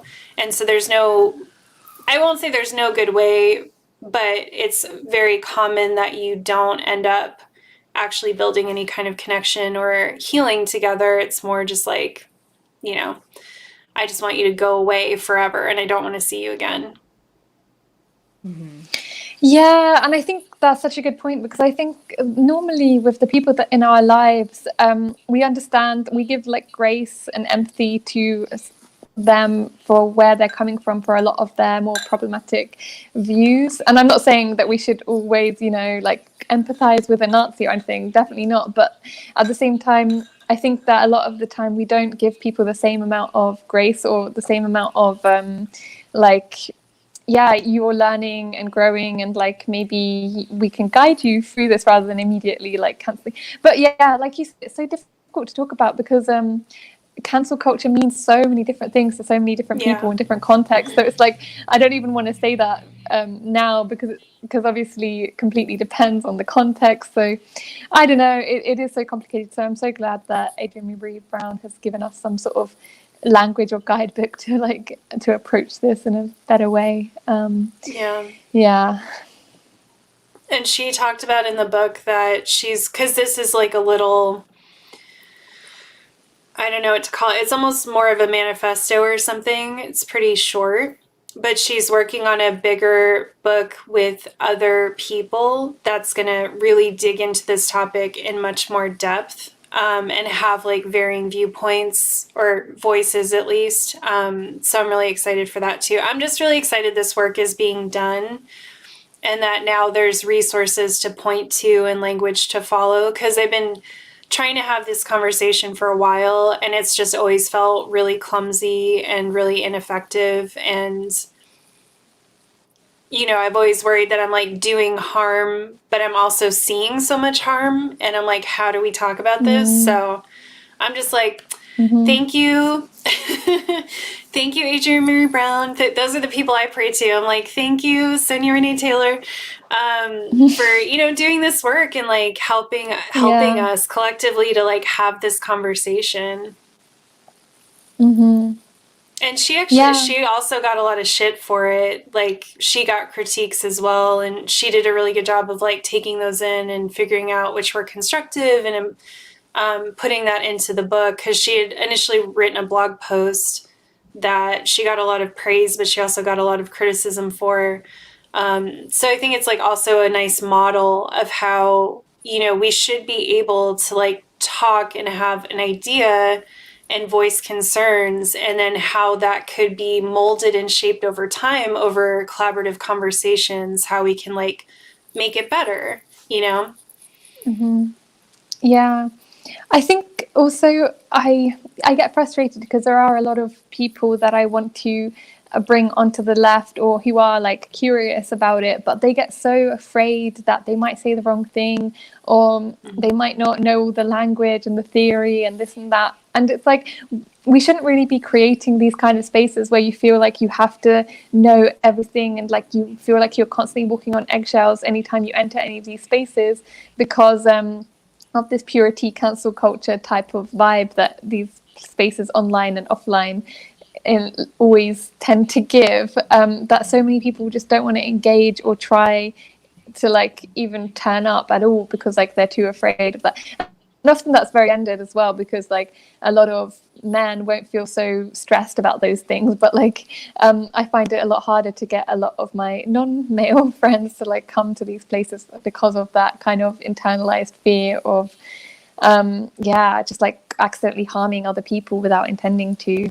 So yeah, and I think it's a lack of mentorship, and again, just community. Like,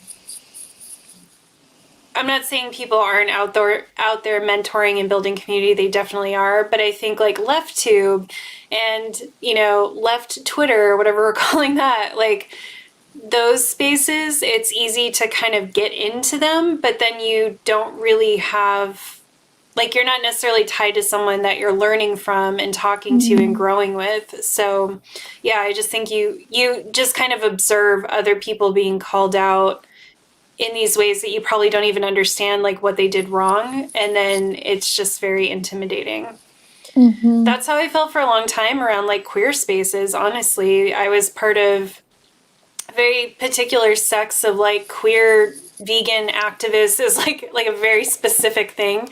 But the carceral like call out culture there was very strong, and it actually kept me from realizing I was queer for a long time, because I was convinced I was appropriating by even questioning my sexuality. That's how like policing those spaces were,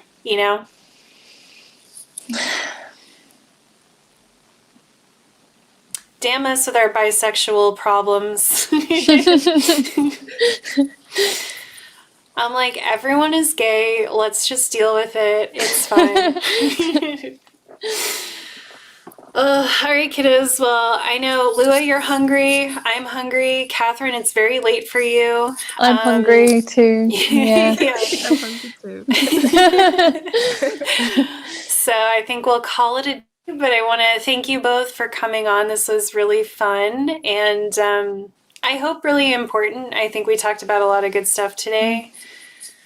And I want to thank everyone who showed up and hung out with us today. We always appreciate it. Yeah, thanks everyone. Yeah. Thanks everyone. All right, y'all. We'll catch you in 2 weeks. Bye-bye. Bye. Bye.